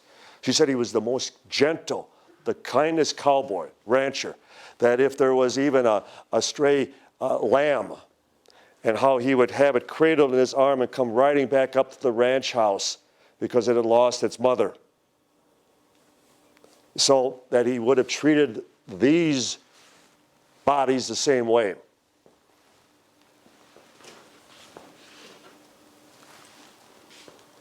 That's Geraldine Perkins. There wasn't a phone service out at the ranch at that time. He didn't have phone, he didn't have running water, he didn't have electricity. They didn't get phone lines out in that area until 1986. Just imagine, 1986. And then the locals would all gather after Sunday services and they'd go to the single phone booth in Corona. And they'd all take turns making calls. And I'd always ask, well, who are you calling? Oh, we just dial any number. It was so exciting, so much fun just to talk over the phone. But Perkins had the general store where the phone booth was located. And Brazel frantically came into town and called up his boss, J.B. Foster, at the main ranch in western Texas to tell him about the crash and that they should get over there as soon as possible, which they did. So now we have the ranch owner, the Fosters, also involved, and how their families were threatened. Joanne Purdy, one of the daughters, talked about how they took her dad aside and threatened to take their ranch away because it seemed like that was the best way to get their cooperation because they were big ranch holders. They owned that ranch in New Mexico and 3 other ranches throughout western Texas. We'll confiscate your property if you don't cooperate. Well, certainly they didn't have that authority. But the military exercised every extreme measure they could in making sure they had the cooperation of the civilians involved. Saw the wreckage. He's describing the length of the I-beams that he saw when they were brought through the operations building. Right after this happened, he was transferred to Puerto Rico. Make sure he had nobody to talk to. Make sure he wouldn't talk. I'm going to skip the one to your left, and I'm going to go to Frederick Benthal. He was a professional military photographer, was briefed in Washington. He arrived in Roswell, and his assignment was to go out and photograph something. They drove him out in a truck. The windows were all taped over. There were tents set up. They opened up a flap, and they said, handed him a 35 millimeter camera and said, photograph what's on the ground. And they pulled it aside, and then 2 of the bodies were lying there under a tarp. They took away the camera from him. They drove him back to Roswell. He returned back to Washington, and he found that he was then reassigned. That's one of his pictures. Iceland, one of the northern lookout points. Nobody to talk to there. Corporal William Quigley had just finished guard duty, and then he was told to report to bomb pit number 1. As I described that, this was the first atomic bomb squadron in the world. They had 2 bomb pits. In other words, the bomb would be kept in the pit, the B-29 would taxi over it, and then it would be hoisted into the bomb bay. They would curtain it off like that, so nobody would actually see the loading exercise because they were constantly training daytime, nighttime. They were even deflating the tires, lowering the plane down to the bomb because they were having trouble. And then with the ballast, the weight, it was just a constant adjustment every time they had such exercises. So Quigley is ordered to stand guard duty around the curtains, the drapings. And he hears men working over the bomb pit. Well, there were no bombs in the pit at that time. In fact, after Hiroshima and Nagasaki, we didn't have any bombs in America in our arsenal. They were down in the South Pacific still. Bikini Islands, they were doing some additional testing. There were none at Roswell. The next morning, well, that's where bomb pit 1, bomb pit 2 were located. This is the pit. It's asphalted over now, but that's where it was originally located. Next morning, B-29 moved something from the far south end of the tarmac, something that was kept in a tent overnight, metal fence erected around it.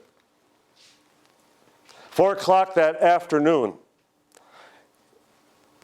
members of the 393rd Bomb Squadron were taken off the skeet range, the firing range, ordered that they had a special flight to go directly from Roswell to Carswell Army Airfield, where General Roger Ramey had had the balloon press conference just the day before. Their aircraft, their assigned B-29, excuse me, it's called the Necessary Evil. And they were surprised that the plane that they were to fly on this special assignment was the Straight Flush. They never knew why they were unable to fly their own plane until we investigated and we learned that their plane, the Necessary Evil, still had all the radio and weather equipment in the bomb bay because it was the spotter plane for the Enola Gay, the B-29 that dropped the bomb over Hiroshima. So then they were assigned the Straight Flush. They taxied over bomb pit number 1, which was under heavy guard. And a wooden crate was raised and then hoisted into the bomb bay. The guards accompanied the crate. They flew it to Fort Worth. And a bombardier by the name of Lieutenant Felix Martucci recognizes a mortician he had gone to school with waiting on the tarmac with a number of officers. Now, why would a mortician be waiting for this crate that was hidden in bomb pit number 1, kept in a tent the night before in the south end of the tarmac from the base? And Martucci get back on the plane and say, boys, we just made history. Because they had just flown the bodies out. There's a second body flight. First one went out on the 8th. Second one, this one, went out at 4 o'clock from Roswell. We even have the manifest, the flight manifest. Robert Schlusser was on that flight. Lloyd Thompson was on that flight. There we are standing with Schlusser. There he is on the base basketball team. There he is over the very bomb pit site. Arthur Asatrup was on that flight. I mentioned Felix Martucci, Robert Ewing, Thaddeus D. Love. We tracked down every one of them, and they confirmed the flight. That's how thorough we have always tried to be. Every person that could possibly have been involved with this incident, we have tracked down.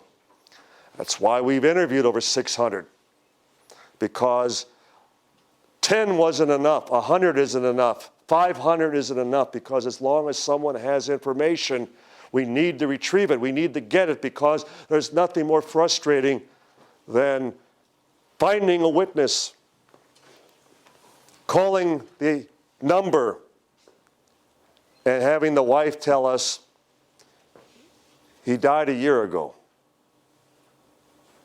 We had 2 that he died just a few months ago. And the worst was, we're just returning from the funeral. Can you call us in a few days? The finality of death, information that they may have possessed, their own personal experiences involved with the incident, gone forever. Nothing more frustrating, and we have lived that all these years. That's, again, all the more reason I can't emphasize enough. Get it while you can. Talk to these people while you can still find them, because to learn then they're gone after the fact, irretrievable, forever. I'm jumping again.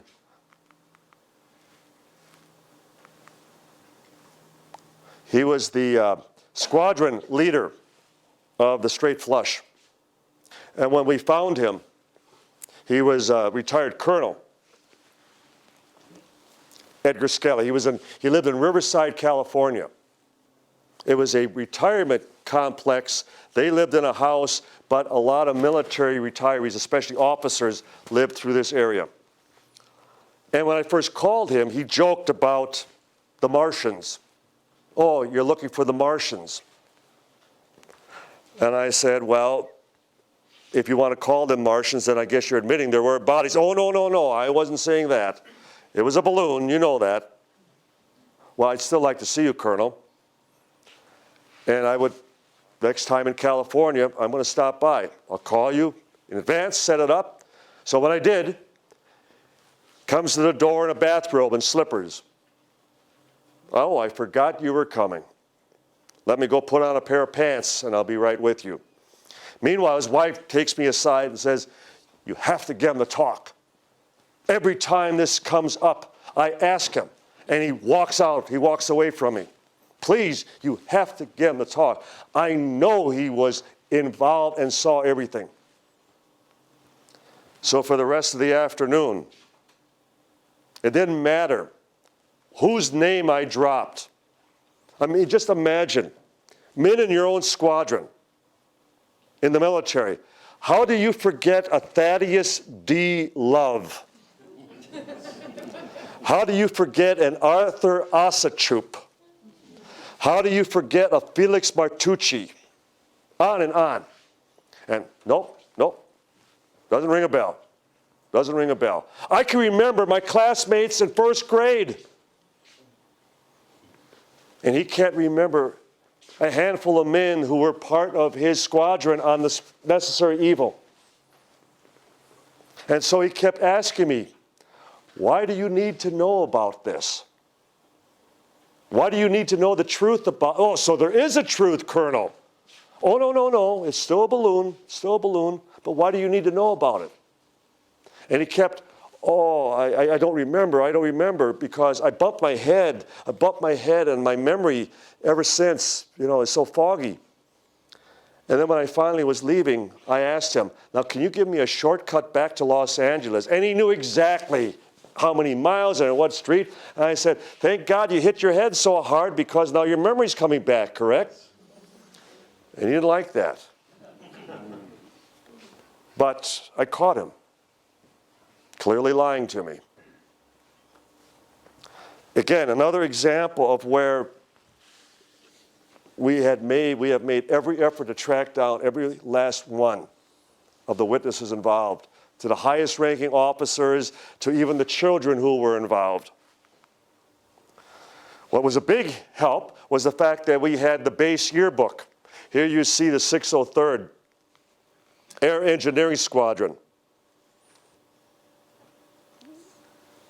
We tried to track down every last one of these men. And there were actually over 100 in that squadron alone. The 603rd was directly involved with the recovery operation. They saw everything, the craft, wreckage, the bodies. And we would have never suspected the Air Engineering Squadron. Well, the reason they were selected was nobody else would suspect them because they were clean.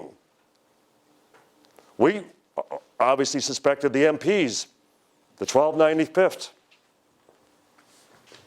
And none of them were even involved. Tracked every one of them down, and they were not involved because they were too obvious. That's how well planned out this entire recovery. This is an artist's conception of the craft coming down Main Street, Roswell. It's the only way to the front gate to the Roswell Army Airfield. Egg-shaped, size of a Volkswagen Beetle, lowboy flatbed truck under heavy military escort, covered in a tarp right down Main Street. We even tracked down the two paper boys from the two newspapers either side of the street who each described the convoy, independent of one another, at 4 o'clock the afternoon of July 8th. Obviously embellished by the artist, but nonetheless, it's a good representation of what took place.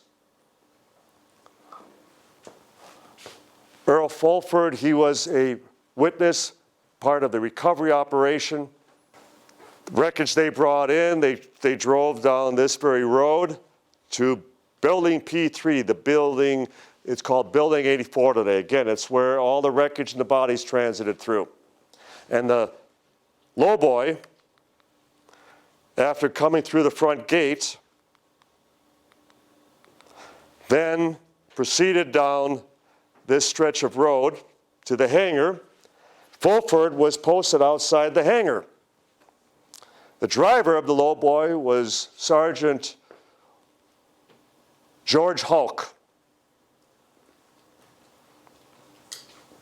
And when we found Hulk and tried to get him to talk, I never saw someone become so frightened to say a word. And it didn't matter what we explained to him. It didn't matter that Fulford himself interceded on our behalf, tried to get him to talk. He never did. His family tried, but Hulk was the one who drove the lowboy. He's the one who drove the remains of the capsule, the pod, back to the base. There's my partner, Tom Carey, with Earl out at the debris field. Fulford described that he's picking up the pieces, and he would grasp them and fold them up in his hands as he would stuff them into his sack hanging over his shoulder. And then he'd feel them unfold and start to poke and jab him in his back and his shoulder. Again, the memory material was unfolding and letting him know that it was memory material.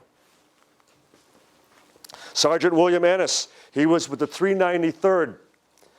He was a flight engineer in charge of the B-29s, the silver plates, would tell us that he could take them apart down to the last rivet, put them back together again. Before he died, he put his hand on my arm and said, "Don, before I go, you have to find out how that damn thing flew. It didn't have a moving part on it." Now just think of that. It didn't have a moving part on it. So what do you reverse engineer? What do you replicate if it has no moving parts? But that's exactly how others described it as well. No moving parts, no engine, no propulsion. I'm going to skip Hankerson. He was the chaplain on the base, and what he told us. Colonel, he's major, but he was part of the staff officers. Patrick Saunders, pictured here with the officers. There's Marcel. Colonel Briley told us that the base commander, Colonel Blanchard, when he announced he was going on leave, it was where he actually set up a base of operation out at the rancher's ranch house. That's where he was the next 2 days. Wasn't on leave.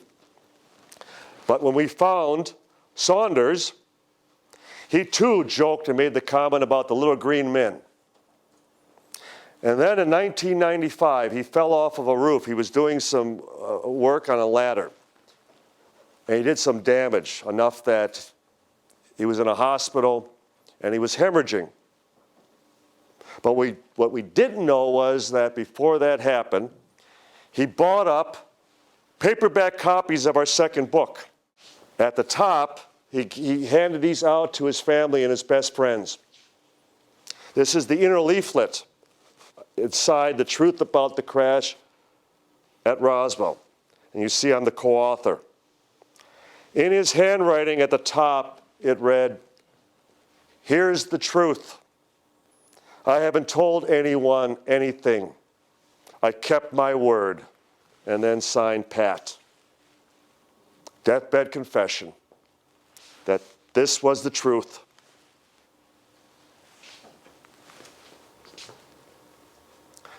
Homer Rowlett, that's Harold. Colleen Green's father. Very good. Very good. Homer Rowlett, picture to your left. Carleen Green, as well as Larry Rowlett's father. Carleen, independently, separately from her brother, Larry, her father was going in for heart surgery, was not expected to survive. He's on the gurney outside the operating room, and he waved his daughter over, Carleen. And in a very raspy, very weak voice, he told her all about Roswell and the craft and the bodies, and that one was still alive. Again, what would possess a father just before going in for major heart surgery, expected not to live, and would tell her something that wasn't true, would tell her something that he had been holding on to, keeping secret all that time, and he felt, now before I die, I'm going to tell my family what really happened. And it matched identically what all the other witnesses have described.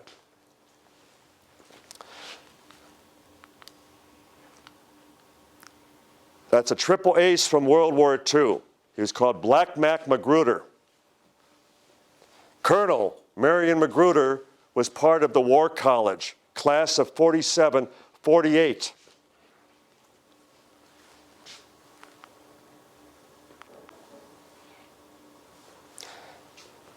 Class of 47-48 was assigned to Wright-Patterson in Dayton, Ohio, where all the wreckage and remains had gone.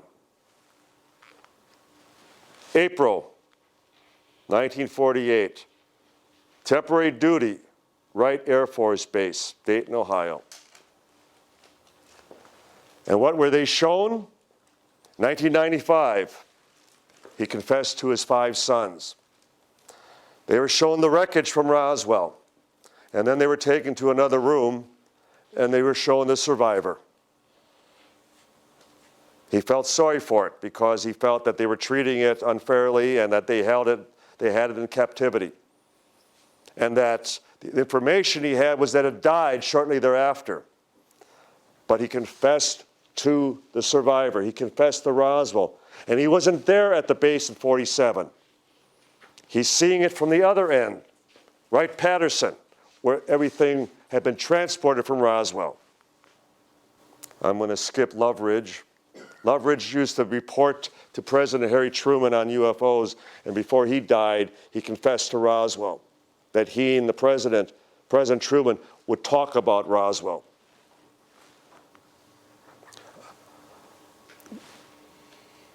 That's General Lawrence Conway. He was part of the U-2 squadron at Wright-Pat. U-2 spy planes. He was a lieutenant colonel at Roswell in 1947. And as soon as he became a general and was assigned to the Pentagon, first thing he looked into was Roswell. He wanted to see the Roswell files. He never did find them. But before he died, he confessed to his wife that Roswell was an ET ship with a crew and a survivor. Base commander at Roswell, Colonel William Blanchard, for making such a terrible blunder, claiming that a genuine flying saucer claiming that a weather balloon was nothing more than a flying saucer, making such an outlandish mistake. He was so highly reprimanded that he went on to become a 4-star general by the age of 50. In other words, he was promoted for it because the cover-up worked. The balloon cover-up story worked. I'd mentioned that he told Barry Goldwater all about Roswell in the early 60s. He mentioned to the former mayor, Thomas Brainerd, at Roswell when he was asked at a celebration commemorating all the former base commanders at Roswell, "General, tell us about 1947. What really happened?" And Brainerd said that all Blanchard said was, "That was the damnedest stuff," referencing the wreckage. Chester Lytle, pictured to your left. The oldest living hemophiliac in America until he died about 15 years ago. Lived to the age of 92. He was at Wright-Pat when all the wreckage and bodies were there. He too told us what he had seen, what he had experienced. And then I'm pictured with Lido, and then Nathan Twining Jr. How many know who General Nathan Twining was? And the letter that he wrote where he stated The phenomenon is real. Flying saucers are real. And that was in September of 1947, just 2 months after Roswell. His son, a concert pianist, plays with the London Philharmonic. And what his father told him about Roswell, all before he died. So again, the high-ranking family members, officers, civilians who were involved. You know what Lido is most famous for? Excuse me. Invented the detonator of the atomic bomb, the radio detonator at Motorola in Chicago. You know what a GS rating is for civilians? That's the military equivalent as far as an officer status. His was a GS-16. In other words, as a civilian, he had the rank of a high general. And yet, he told us all about Roswell. First Lieutenant Walter Hott was the public information officer back in '47. We could never get him to talk until he finally agreed to write a sealed statement for posthumous release. Everything that he had secretly, privately conveyed to us, we compiled and we wrote out. And then he signed it. It was released to us after he passed away, where he admitted seeing the wreckage, handling the wreckage, the craft, the bodies. There he is, pictured with Blanchard. There's Walter. Again, headquarters 509th. It's Miriam Bush. She was secretary to the base hospital administrator, Colonel Harold Stock. The personnel at the hospital who we had tracked down all described to us that they were told not to report for duty. Strange outside doctors and nurses who they had never worked with before arrived at the hospital. And Stock would grab her and say, "I want to show you something." And he took her into the operating room. And her first reaction was, "My God, they're children," because she saw them under sheets. And then she saw one move, and then she saw the eyes, and she realized, oh my God, it's true. It is true. All the rumors, it's true. And that evening at dinner, when she broke down, and she raced to her room, and her father went and then tried to console her. Her father was a local doctor. And he was so upset that they would burden her with that knowledge, that they showed her what they did. It affected her for the rest of her life. 40 years later, she checks into a motel after she was described by her sister-in-law, Pat, pictured to her left, your right, that she was becoming more and more paranoid. She felt she was being watched, listened to wherever she went. She checks into a hotel, small town outside of Los Angeles. Next morning, they find her with a plastic bag wrapped around her neck, her arms and her wrists all scratched and bruised. And the police department rules it a suicide. The family to this day doesn't believe it was a suicide. Most of you have heard the story of the mortician, Glenn Dennis. Most of you don't know that we identified the nurse, even though he provided us with the wrong name. And the reason he gave us the wrong name was he was having an affair with her back in 1947. But everything he described was correct. Looked like a young Audrey Hepburn, black hair, black eyes. She had been transferred to England immediately after the incident, and then she died shortly thereafter. He was told in a plane crash, but she had just actually died of natural causes, a childhood illness. But nonetheless, she was gone. Her name was Adeline Fatton. She was stationed at the base in Roswell in 1947. So there was a nurse. There were phone calls. about the availability of child-sized caskets at the base. We even tracked down the gentleman who drove the truck up to Amarillo, Texas, and his son, who went to pick up the child-sized caskets that were needed at the base. Now, I can assure you there were no children working on the base at that time. But then, how were the bodies described? They weren't called spacemen, they weren't called alien, they weren't called ETs. They were called little men, the little people. But as one of the personnel at Roswell, when he was asked when we did the segment with CBS 48 Hours with reporter Phil Jones, well, how do you know they weren't from here? To which he responded, they sure weren't from Texas.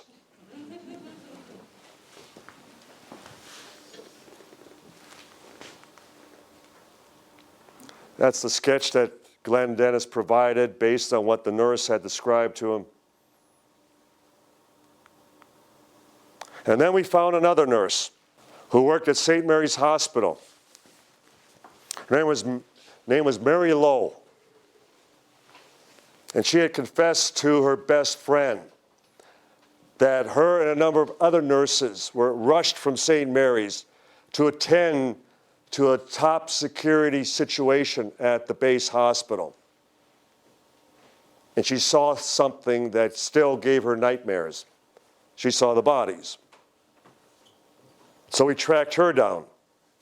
And the first reaction she gave us was, did Glenn Dennis, the mortician at the Ballard Funeral Home, did Glenn Dennis tell you about me? And it was like, no, not at all. We heard about you through another source. Well, I have nothing to say. I wasn't involved. Don't ask me anything. But guess who she called up right after we left? Glenn Dennis.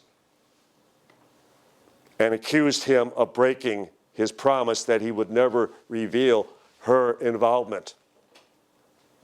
But again, I emphasize, Glenn Dennis did not inform us on Mary Lowe. But nonetheless, she made the accusation and clearly demonstrated that she knew much more. It was enough that she made Glenn Dennis promise never to reveal her involvement. Another nurse. The base hospital, you see that it was just one level. That was just one wing that was still there when we started our investigation. It actually was a series of wings and then connected by corridors.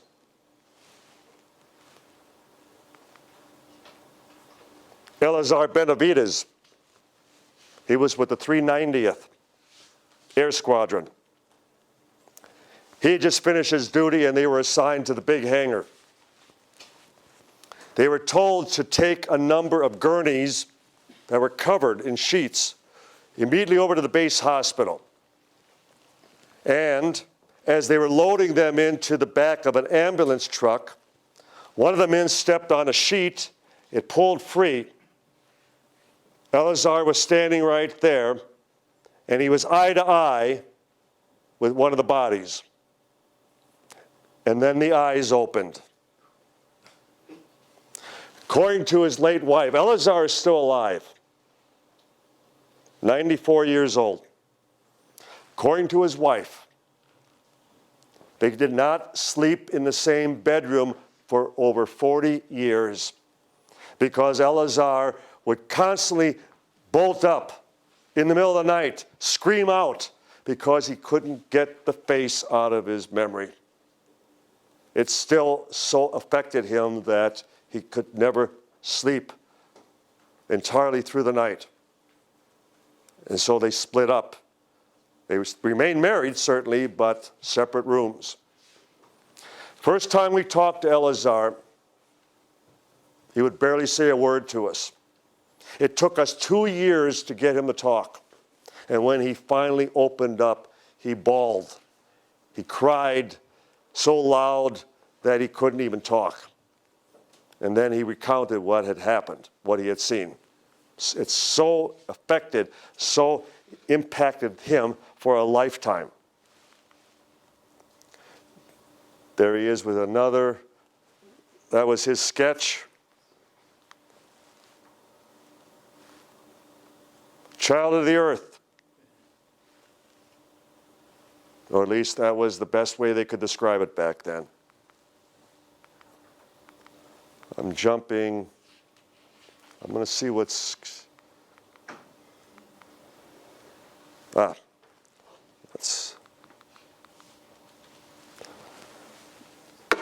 We're going to end on this and then go to some questions and answers if you like. I'm often accused of not having high-ranking officers. I have General Kenner Hertford, two-star general, who said Roswell happened. I have General, one-star Brigadier General Thomas DeBose, sworn affidavit saying the balloon was a hoax. They were the ones who switched the balloon for the real material in General Ramey's office. I have General Richard Mitchell at the Pentagon who said Roswell happened. And we have General Arthur Exon, former base commander at Wright-Patterson Airfield in Dayton, Ohio, who in 1947 was at the Foreign Technology Division as a lieutenant colonel when the wreckage from Roswell came in for testing. And he described how, at first, the men working in the labs thought the material had to be Russian because they had never seen anything like it before. But then, after all the tensile, the strength testing, the pressure testing, everything they could do to determine the fracture point of this wreckage, he said it was of unanimous consensus that the materials were from space. They were not from here. And again, another general officer, he would tell us, I could tell the vice president what to do. And that was correct. So again, from the highest officers to young children. I did a paper a number of years ago entitled, The Human Response to an Extraordinary Event, where I demonstrated from the highest officers to 5-year-old children, from the most highly trained to the most innocent. They reacted identically. They behaved exactly the same at the time of the incident. Total ignorance, total shock, surprise. They had no idea what they were dealing with. And I've had doctors tell me in reading that report that it convinced them. Because again, the extraordinary response was, again, extent. It was throughout. It was everyone involved.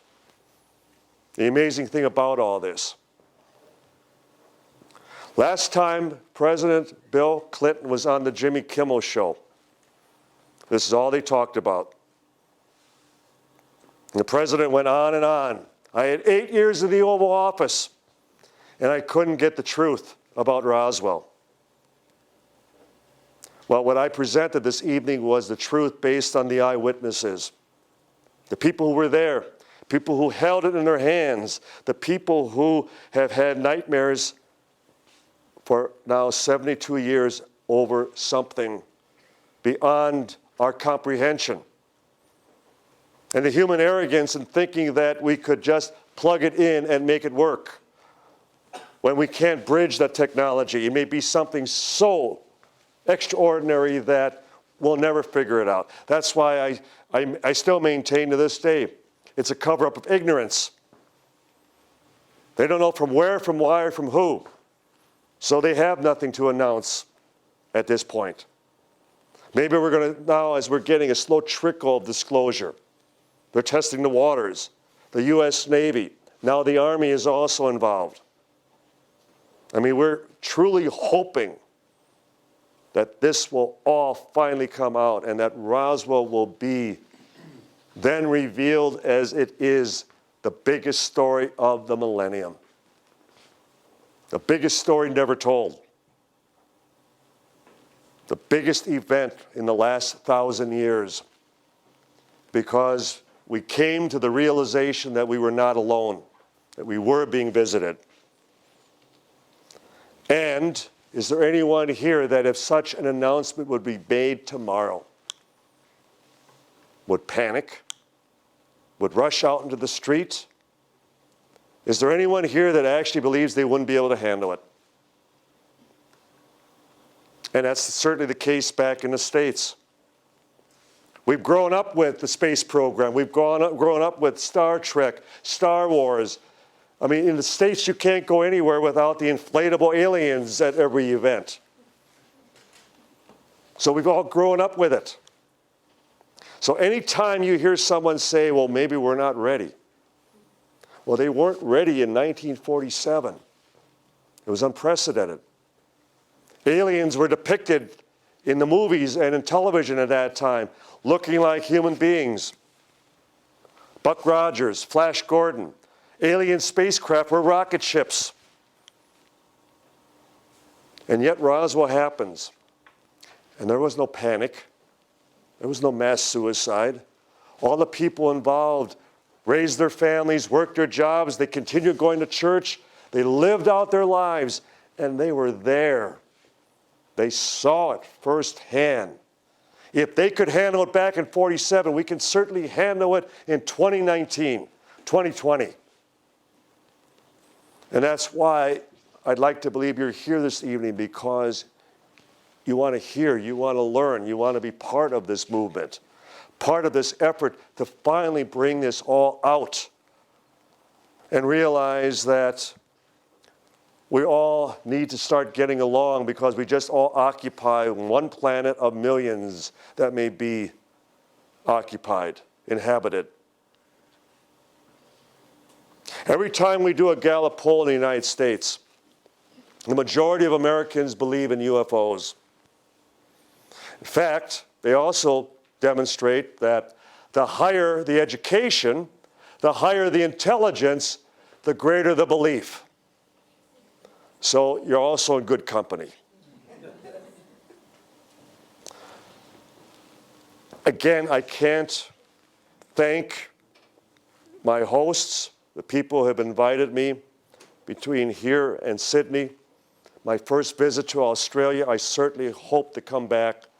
I can promise we will have even more material, more information, more testimony, and hopefully at some point, physical evidence, because we're going back and conducting an instrument dig beginning of December next month, and then next spring, because we will not leave one stone unturned. We are going to prove this. We are going to demonstrate once and for all. As Dan Rather at CBS News stated, quote, truly something extraordinary crashed outside of Roswell in July of 1947. And as we've all seen this evening, it was not any type of weather balloon. So I thank my hosts. I look forward to coming back. I thank all of you for being here tonight.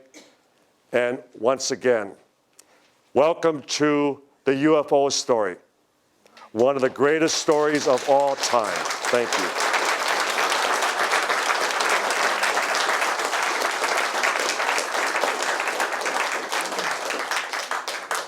So who has the other microphone? So we're going to...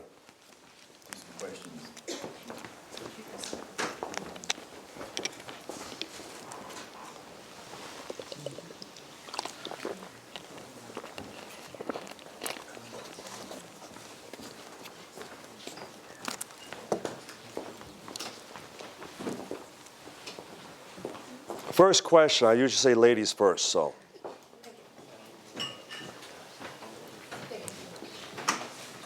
Hi, Don. Good evening. Good evening. My question to you, according to your knowledge, would you know if so-called alien autopsy that we've seen on videos, you know, Yes. black and white, did it happen? There certainly would have been autopsies. In fact, we have 2 doctors who were involved with autopsies at Wright-Patterson, again, where the bodies, the remains went. As far as the autopsy video, and I say video because there has never been a frame of actual footage released. They talk about leader strip that was tested circa 1947. That's just blank leader strip. That is not actual frames of genuine footage. When the first stills from the video were presented to us from England with the suggestion that we would present them to our witnesses and see if it was anything that they had seen, they all disqualified it. Not a one of them said it was even close. So that was the first time that we just, please do not claim that this is from Roswell. That's why I still, whenever anybody talks about the Roswell alien autopsy, even the promoters immediately drop that.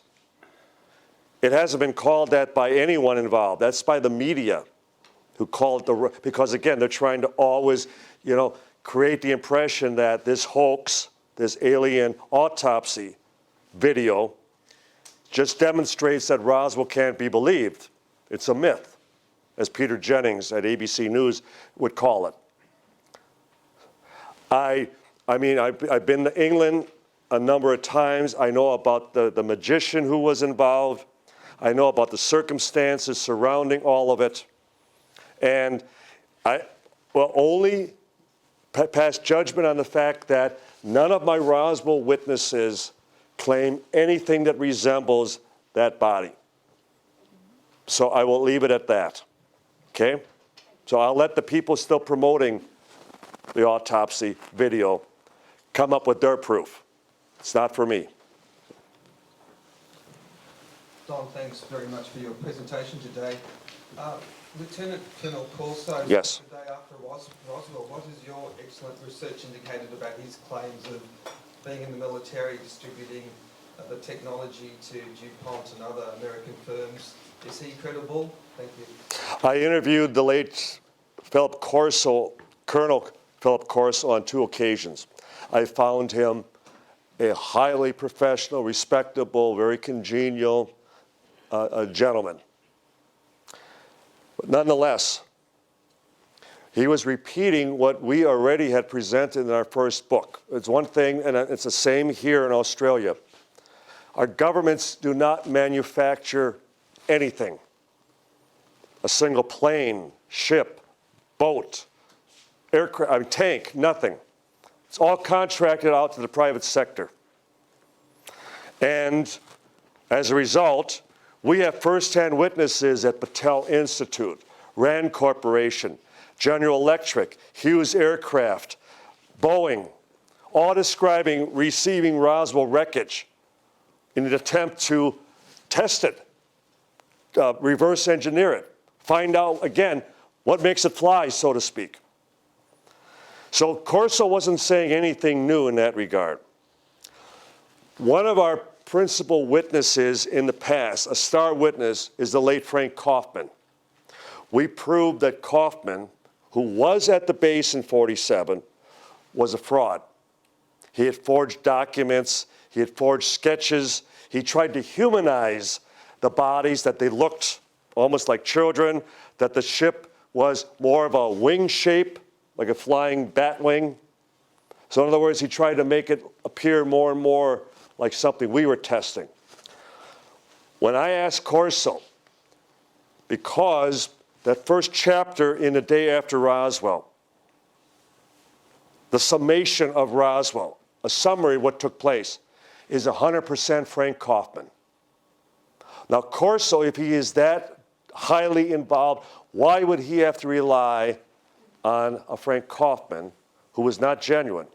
And then when I asked Bill Burns, who actually wrote the book, Dr./attorney William Burns, who wrote The Day After Roswell, where did you get your source material from? He confessed that they had gone to Roswell on 2 occasions, and both times they stayed with Frank Kaufman. So,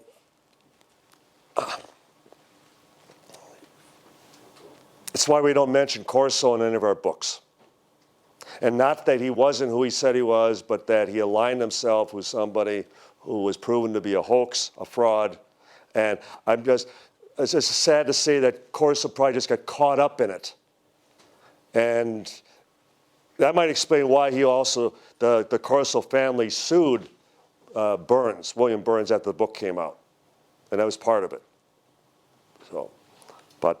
Can I just say one really quick thing about that? Please, George.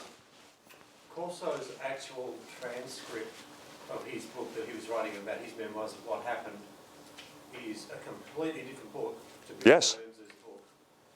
And unpublished and never seen. No, Yep. it's available on, you can get it online, it's a PDF, and you can read it, and it's amazing. From his son, Phil Jr. But it's the full thing Yep. that he wrote, and it's essentially what he said. So you can discredit, But Burns, what Bill Burns right, did. right. But the actual transcript that it was based on is So- completely different, and you can look it up. Great suggestion, George. So in other words, yeah, it would be under Corso. Look, it's online. I've downloaded it. I actually retyped. If anybody wants it, you could email me. I retyped the whole thing because it's actually typed in Corso's own very not very well written. Yes. So I just retyped it. Got all the typos out of it so you can read it. It's called Dawn of a New Age. Yeah, that's right. And it's actually it's very different, isn't it, to the It's it. other book? And that's what we've heard as well. And that's why I said that he got caught up in the whole situation with Burns, and that's why that was one of the reasons they sued Burns after the book came He out. was So trying to get the story out for his grandchildren. Yeah. And he was genuine. So is the technology distribution totally accurate, as I said, because we already had first-hand witnesses at all those major corporations. So he was absolutely accurate and correct about that. Yes. How about the transistor and the integrated circuit? Is that thought to have come from the UFOs, or was that developed here on Earth? That I would question, because most of that is natural progression. I mean, it's possible, but at least none of our witnesses mentioned specifically like a microchip or anything as far as with computers. The only thing that we come close to is the fiber optics and the attempt at creating memory material. Wright-Patterson contracted Battelle Institute within months after Roswell. We've seen the progress report and then the original assignment, which was the development of self-healing metal. Well, what does that sound like? It sounds like memory material, doesn't it? And to see it right in the report from Wright-Pat to Battelle, self-healing metal. So, who else?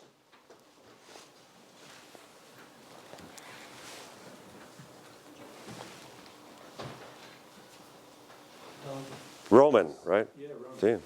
Thanks for a very, very comprehensive talk. Thank you. I've got two questions. One is, if the material was as impervious and as resilient as you say, why did it smash and Break up, yeah. in pieces? And my second question is, when I think his name was Admiral Tom Wilson, who was then Joint Chiefs of Staff, wanted to be read into a secret project. He was told by the contractor, which was a private company, that he doesn't have a need to know. Is it possible that private contractors are being used as a kind of camouflage, so they're impervious to freedom of information and so forth, and that the military perhaps doesn't know? Both good questions. The first one, just think back to 1947 and the type of metals, alloys, compounds we had back then, 1947. Is it safe to say that if we were at this level in 47, that today in 2019, we might be up here? We're constantly improving as far as on the weight, the strength, the compounds, the alloys that are used, we're combining as far as different elements. So our materials are getting stronger, lighter. Then, so we see a progression. Anything that is manufactured has to be malleable at a certain point. If you can put it together, you can also take it apart. And every alloy, every material has a fracture point at a certain level. Where ours in 47 was down here, today it's up here. If we're talking solely about something advanced, theirs might be up here. But nonetheless, it still has a fracture point. And whatever happened at that time reached that limit. It surpassed that fracture point, causing it to break up. That's why I say nearly indestructible. Point being, nonetheless, it still reached that stress point. Okay? As far as your second question, repeat, because you mentioned, because I was going to mention something else about Bush. Well, Stephen Greer in Undercover Right. says Right. that he was talking to, I keep wanting to say Tom Arnold, but it's Tom Wilson. Right. Admiral Tom Wilson. Encouraged him to contact a contractor that was working on a secret project, and the contractor said, you don't have a need to know, Admiral. And he was the Joint Chiefs of Staff, and he was horrified. Chairman of the Is it possible that, in fact, the military knew back then but don't know anymore, and that... Bingo. Yeah. Bingo. When we're asked today, where's the evidence? Where's the wreckage? Where's the physical proof? The military doesn't have it. The government doesn't have it. It's all in the private corporations right now. They have the biggest lobbyists. They get all the big military contracts. They're the ones who were assigned to reverse engineer the material to begin with. And we should remember when Dwight Eisenhower was leaving the presidency, and he warned all of us about the increasing power of the industrial military complex. In other words, the concern that the corporations were taking over the world. And one of the things that we're convinced empowered them was the material from Roswell. So that's why we're focusing more and more on the corporations. And we're getting some of them to talk more and more. And we're confident that because, and you are correct, Roman, that they're not beholden to the Freedom of Information Act, that type of thing. But they also are not under government restrictions, security oaths, as the government and military would be. So we're looking more and more for the Ben Riches and others, that the Richard Bransons and Robert Bigelows and the Joe Firmages who have been involved in such projects, and now to get them to talk. So wish us well. So.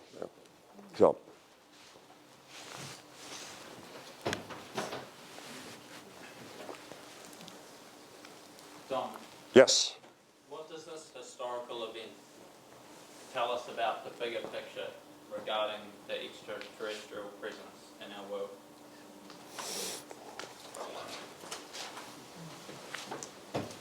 My late scientific director, Dr. J. Allen Hynek, who eventually came around from a skeptic to where last time I had dinner with him, he pounded his fist on the table and he went, "Don, it's smacking more and more of nuts and bolts." And as I say, I want to be able to go across the street and kick the tires. I want to feel it, see it, know that it is the genuine article. I don't want to deal with the philosophical, the speculation, the theory. I want to hold it in my hands. And Hynek would use the example. What's the nearest star system to our own Earth? Alpha Centauri. 4.3 light years away. Nearest star system. 4.3 light years. And Hynek would use the example of not the width, but the thickness of a single playing card from a deck of cards, equaling the distance from the Earth to the moon, which took us 3 days to get to with the Apollo program. One playing card, Earth to the moon. How many playing cards to equal the distance, the Earth to Alpha Centauri? 19 miles of playing cards. Incomprehensible. Unbelievable. Impossible by our standards.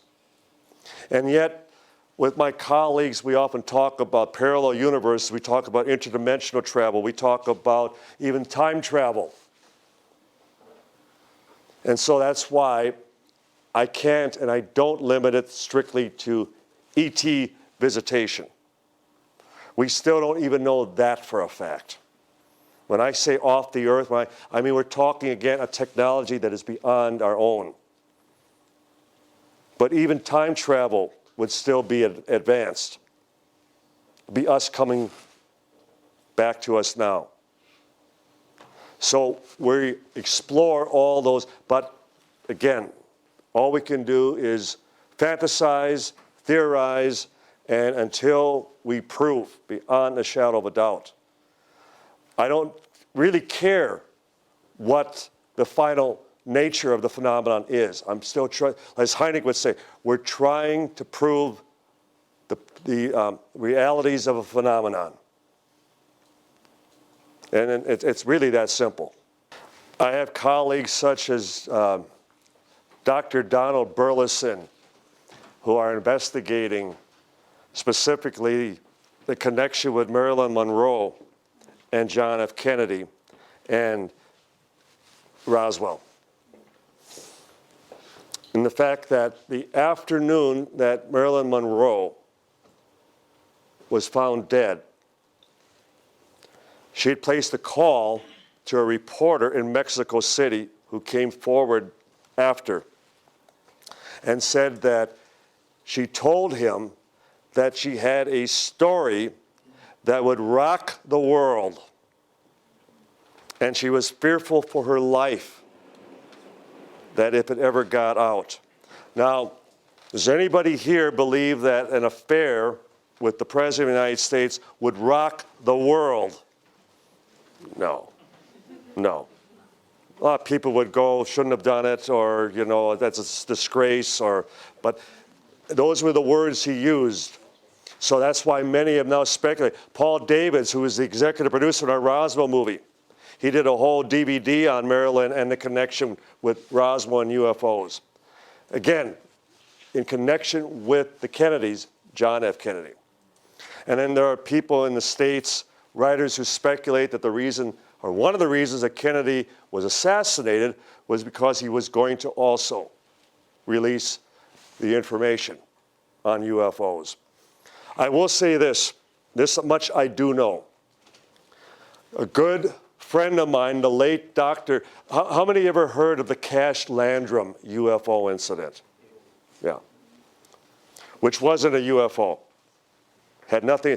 Dr. Peter Rank, who tested the woman and then the older woman and her grandson, this is Betty Cash, Vicki, and Colby Landrum, said it was a very dirty radiation. It was very primitive. This triangular-shaped craft that was spewing flame down to the pavement, and they were all exposed, and by the time they got home, their hair was already falling out, their nails were coming out, that type of thing. Dirty radiation from the object. But anyway, Rank had been a flight surgeon with the U.S. Navy in Washington in 1961, and his assignment was to debrief all the pilots, the Navy pilots, who had had UFO encounters, who had been scrambled on unknowns. And Rank knew personally that John F. Kennedy had appointed Vice President Lyndon Johnson to a special UFO oversight group. We haven't been able to prove that, But I believed and I trusted, and I worked long enough with Dr. Rank, I have no reason to doubt that then such a thing happened. And if Kennedy is appointing his VP to such a project, it's because, again, something was going on.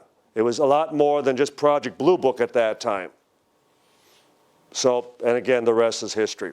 I just as a quick segue with Kennedy, for those of us in the States who were alive at that time, just as for those of you who were alive at 9/11 over in the States, we will forever remember exactly where we were and what we were doing and what we thought when that news broke. The president has been shot. The Twin Towers have been, struck, that type of thing. And the point being, we will remember for a lifetime, but we weren't there. I wasn't in New York. I wasn't in Dealey Plaza in Dallas, but I will forever remember. And to suggest that the witnesses at Roswell, who again held it in their hands, should ever forget, ever have their memories fade about what actually happened. They're just as vivid, just as precise as though it happened yesterday. And that's why I cite these examples whenever the skeptics say, well, you can't trust anyone's memory after 50. That's an Air Force comment. You can't trust anyone's memory after 50. And the person I was talking to was 72. And then I said, well, I sure don't trust you. Double standards. And again, they sadly, half the people in the world, as I've been talking to George and James and Ben over the last couple of days, if the United States government were to announce tomorrow it is all true, half the people still wouldn't believe it. For one simple reason. They can't, they won't, they refuse anything but extraterrestrial. Conditioning. It's fear too. Sorry, have you finished? Hmm? Have you finished answering the question? I think so. Okay.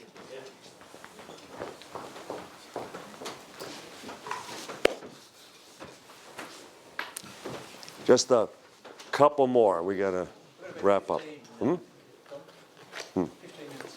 Well, I want to end because I still have people. They want to talk. I have some things to still sign. So. Thanks, Don. Hope you enjoyed Melbourne. Where you're here. Oh, absolutely. Lots of questions. The further you dig into this topic, the more. Thank you. questions come Good up. seeing you. Thank you. Thank you so much. Just want to keep it. Just two very quick questions you hope you can answer. To your knowledge, what became of the survivor of the crash? And is that the entity that was later labelled EDE1 in some literature? And have you ever met Bob Bigelow? And is that, if you haven't, is that likely at some point? Because I think he would be a great gateway to what the private industry is aware of. The last account we have of the survivor is Colonel Marion Magruder in April of 1948. Beyond that is 100% rumor. Nothing as far as that we've ever heard or seen that would demonstrate, thank you, that anything happened beyond that. Magruder told his sons before he died that it was their information that the survivor had died shortly thereafter. But then it doesn't account for other possible recoveries, other crashes. If I accept Roswell, then I have to accept all other possibilities. So there may have been other survivors from other incidents, which then may have generated, the talk of EVA 1, EVA 2, that type of thing, extraterrestrial biological entity. As far as Bigelow, the president of Bigelow Aerospace in Las Vegas, I always joke that I knew Bob Bigelow when he was merely a multimillionaire. Bigelow was very supportive of us originally on Roswell. And then that's the problem with the entrepreneurs that would step forward and provide special funding. Then everybody else lines up as well. And he was just overwhelmed to the point that then nobody's getting anything. And again, human nature. But the situation presently as far as with the Academy to the Stars and with Bigelow, but you notice that Bigelow is strangely silent in all this. Well, he has the Mars mission with NASA. He's got 2 big contracts with NASA and probably even more. So don't expect to really hear or see anything from Bigelow as long as he wants to stay on the government dole in that regard. So.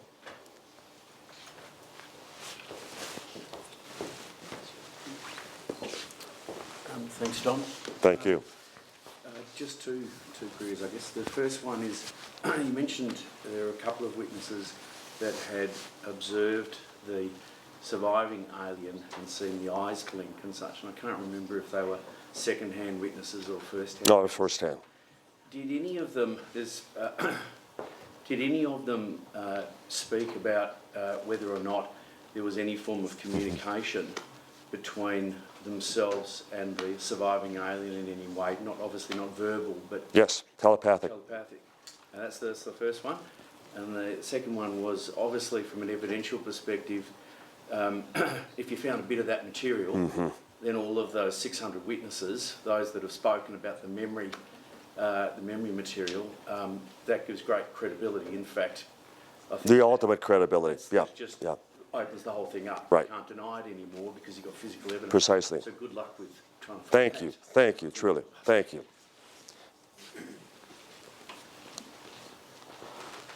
Well, I can tell I'm tired. Your first question was about the survivor and telepathy. And I usually, because I don't want to lose people, because the moment you start talking about like ESP and telepathy and psychic phenomena, you can lose a lot of people. They can become skeptical. But the crew chief, Dan Dwyer, felt that there was some attempt as far as mind communication, telepathic communication, that he felt sorry for the survivor that he saw. And the impression he had was, don't feel or don't have any feelings towards me because there's nothing more that can be done. And that made him feel even sadder. Next year at our museum in Roswell, we're creating a full-scale diorama of the crash site, the ship, the bodies, the actual terrain. You will be there. We're going to take you back to the 1947 incident. And then we're going to have a holographic figure of the survivor. And with the technology, and that's what we're still working, we want it to be interactive, that a 6-year-old child can walk up to it and smile, and it'll smile back, wave, and it would even wave back, that type of thing.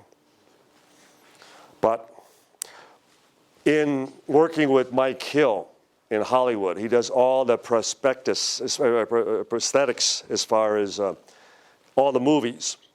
Just amazing what he does. They are as human, I mean, they look as real as the person itself. And he does that. And to this day, we do not have an accurate portrayal of the ship or the bodies at the museum, lest we would potentially coach, lead, contaminate any witnesses. This way, anybody comes to us, describes one of the things in the museum, we know they're not genuine. It's not that they fell for it, it's just that we're not going to lead people into describing something until we're ready. Well, now we are. The final ones are passing on, and because none of the witnesses described the bodies as being anything horrible, horrendous, monstrous, scary, and they all generally describe them as being very innocent, childlike. We wanted to capture that look. We wanted to, for all the composites, everything we've done as far as what the witness is. And it's taken us 5 years just working. And sculpture after sculpture after sculpture after sculpture, and we finally have it. It's a type of, it's again, fully approved by the witnesses. This is what we saw. And the thought being that it could come walking into the room right now, and we'd want to get up and actually confront it and maybe shake its hand. It'd be nothing in the least threatening, frightening, and we finally have captured that. And I'm very proud of the fact after 5 years we have that. And that's what we're going to have the holographic figure of at the museum. So, exciting things, many big things that are still yet to come.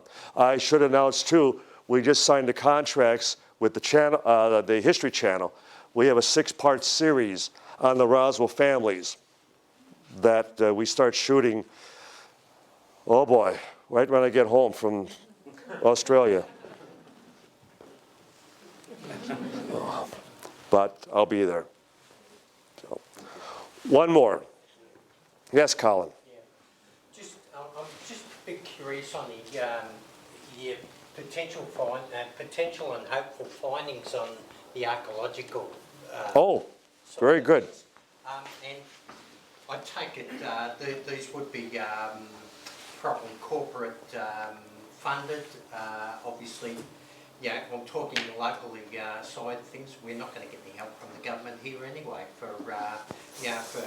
I'm saying, well, we've got landing a craft that has landed locally, and how long? You're talking 70 years. Locally, we're talking just over 50 years. What could potentially be found? Yes, of course. In the case of Roswell, we're still looking for physical artifacts. And in the 5 archaeological digs, using both subterranean radar and electromagnetic spectrometry, spectrology, we've used certainly a lot of metal detection. Night, folks. Thank you. And one of the things that the witnesses described repeatedly was a furrow, a gouge, where something had impacted and skipped about 10 foot wide, inches deep, for hundreds of feet, long filled over by the prevailing winds, the rain erosion, that type of thing. And so when we did the dig in 2002, sponsored by the Sci-Fi Channel, and we had the backhoe shovel, the tractor, dig perpendicularly as far as from the gouge area that we had flagged. There it was right below the surface, the symmetrical V. Just where the witnesses said it was, a symmetrical V. It was no burrow, it wasn't, there's absolutely no documentation, evidence of anything else crashing out there. And there it was. So we also, with infrared, at that level, that spectrum level, the area is much brighter, unlike the surrounding area. The phosphorus level is also much lower, suggesting that we believe in attempting to decontaminate the site back in '47, they poured barrels of bleach over the site, which would explain why the cattle wouldn't feed on it for the next 5 years. So even here, there are still all types of tests. Now, you are correct. One of the problems we certainly have in the States is you cannot trust any of the national laboratories because they're all government contracted. We've learned the hard way. Don't ever leave anything in their presence unwatched because you'll never see it again. But soil analysis against the control, the surrounding area, you determine like the phosphorus and the, as far as potassium levels, that type of thing. And if you can demonstrate at least an alteration, you demonstrate that something changed the terrain, either on the surface or beneath the surface to a certain depth. And if you can do that, then you have a scientific, as far as proof that something altered, because then you have to ask, well, what caused it? That's even over that time span? What, you're talking 70 years, likely we're 50-something years. It's still possible to find indications like that, because locally we had... West Hall, he's talking about, yeah. It was reported, it was only seen that, you know, what was like Geiger counters or metal detectors that were actually sighted. We never sighted any other equipment that was probably, but once again, before access was permitted back into the area was burnt and destroyed. And that's also one of the techniques they'll use at times. They'll just do a controlled burn, essentially just to detoxify the site, or alter it to a point that even all the surrounding area is also changed, so there is no control. So they play that game, they really do. And John, could that yes, be a Irene. concern about bacterial or foreign bacterial contamination? Foreign bacteria. Yeah, well, if it's something that we have no resistance to from outer space or wherever. Oh, and you make a good point, Irene, as far as a lot of the men, for example, who were, as I described, on their hands and knees picking up the wreckage, they felt like, I mean, they were afraid. They felt they were handling something that was contaminated, that wasn't from here. They knew it wasn't from here, and they were, in fact, Lieutenant Chester Barton described to us that each time they reported back to the base, they had to first report to the base hospital to be tested, to be checked out. There was a guard. He was the tallest man on the base. In fact, there's a picture of him in the yearbook, the tallest and then next to the shortest. Well, anyway, he returned home after he'd been out at one of the sites during the recovery operation. And when he returned home, his wife observed that he kept taking shower after shower after shower. And then he came out to sit down for dinner and he was wearing canvas gloves. And then she went into the bathroom and she picked up and she was like, oh my God, they had to burn his fatigues. So then she figured out, well, the story of the bodies must be true. And that's where he was. He was, involved as far as in the recovery of the bodies. So, yeah, one can only imagine. And I always joke, the Army Field Manual at that time, there wasn't a chapter on crashed UFO and then what the response and retrieval conditions were to be. They were playing this all by ear. They were just going through the motions. And the biggest obstacle they had was containing it and covering it up to give them breathing room, to have time to get a handle on it. And they had the Soviet spies breathing down their necks in New Mexico at that time. I'm going to end on this because I'm getting tired myself, and I have an early flight tomorrow. In 1988, Pravda, the state-run newspaper in Moscow, released a report that Joseph Stalin, the president, the premier of Russia, Soviet Union, in 1947, didn't believe the balloon story. He was convinced there was something else because, after all, they had just detonated the atomic bomb there just 2 years earlier. Had to be something just as big. So, in the report, his scientists reported back to him in September, 2 months after Roswell, with the report that it was not of American design and did not appear to be an immediate threat, but they suggested a top priority investigation by their academy. So then it listed all the Academy of Science scientists who were then to investigate Roswell and report back to him by the end of that year. So it named all those names. Wouldn't we love to see that report?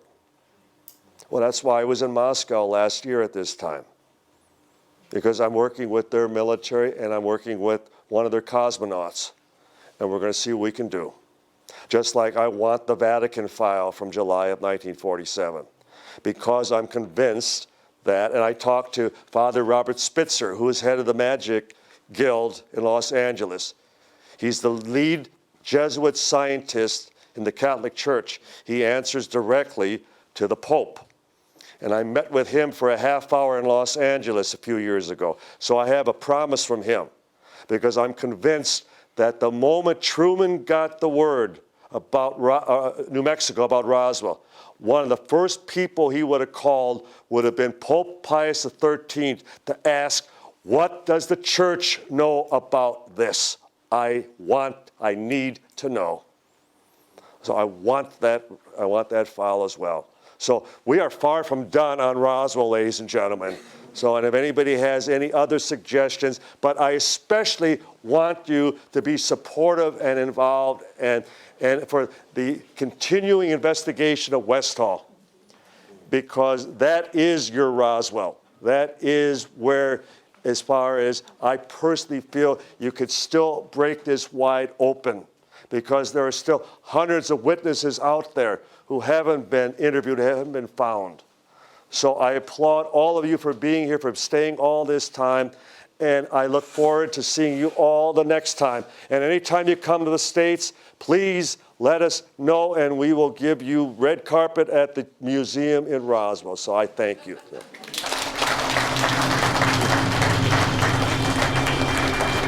Thank you.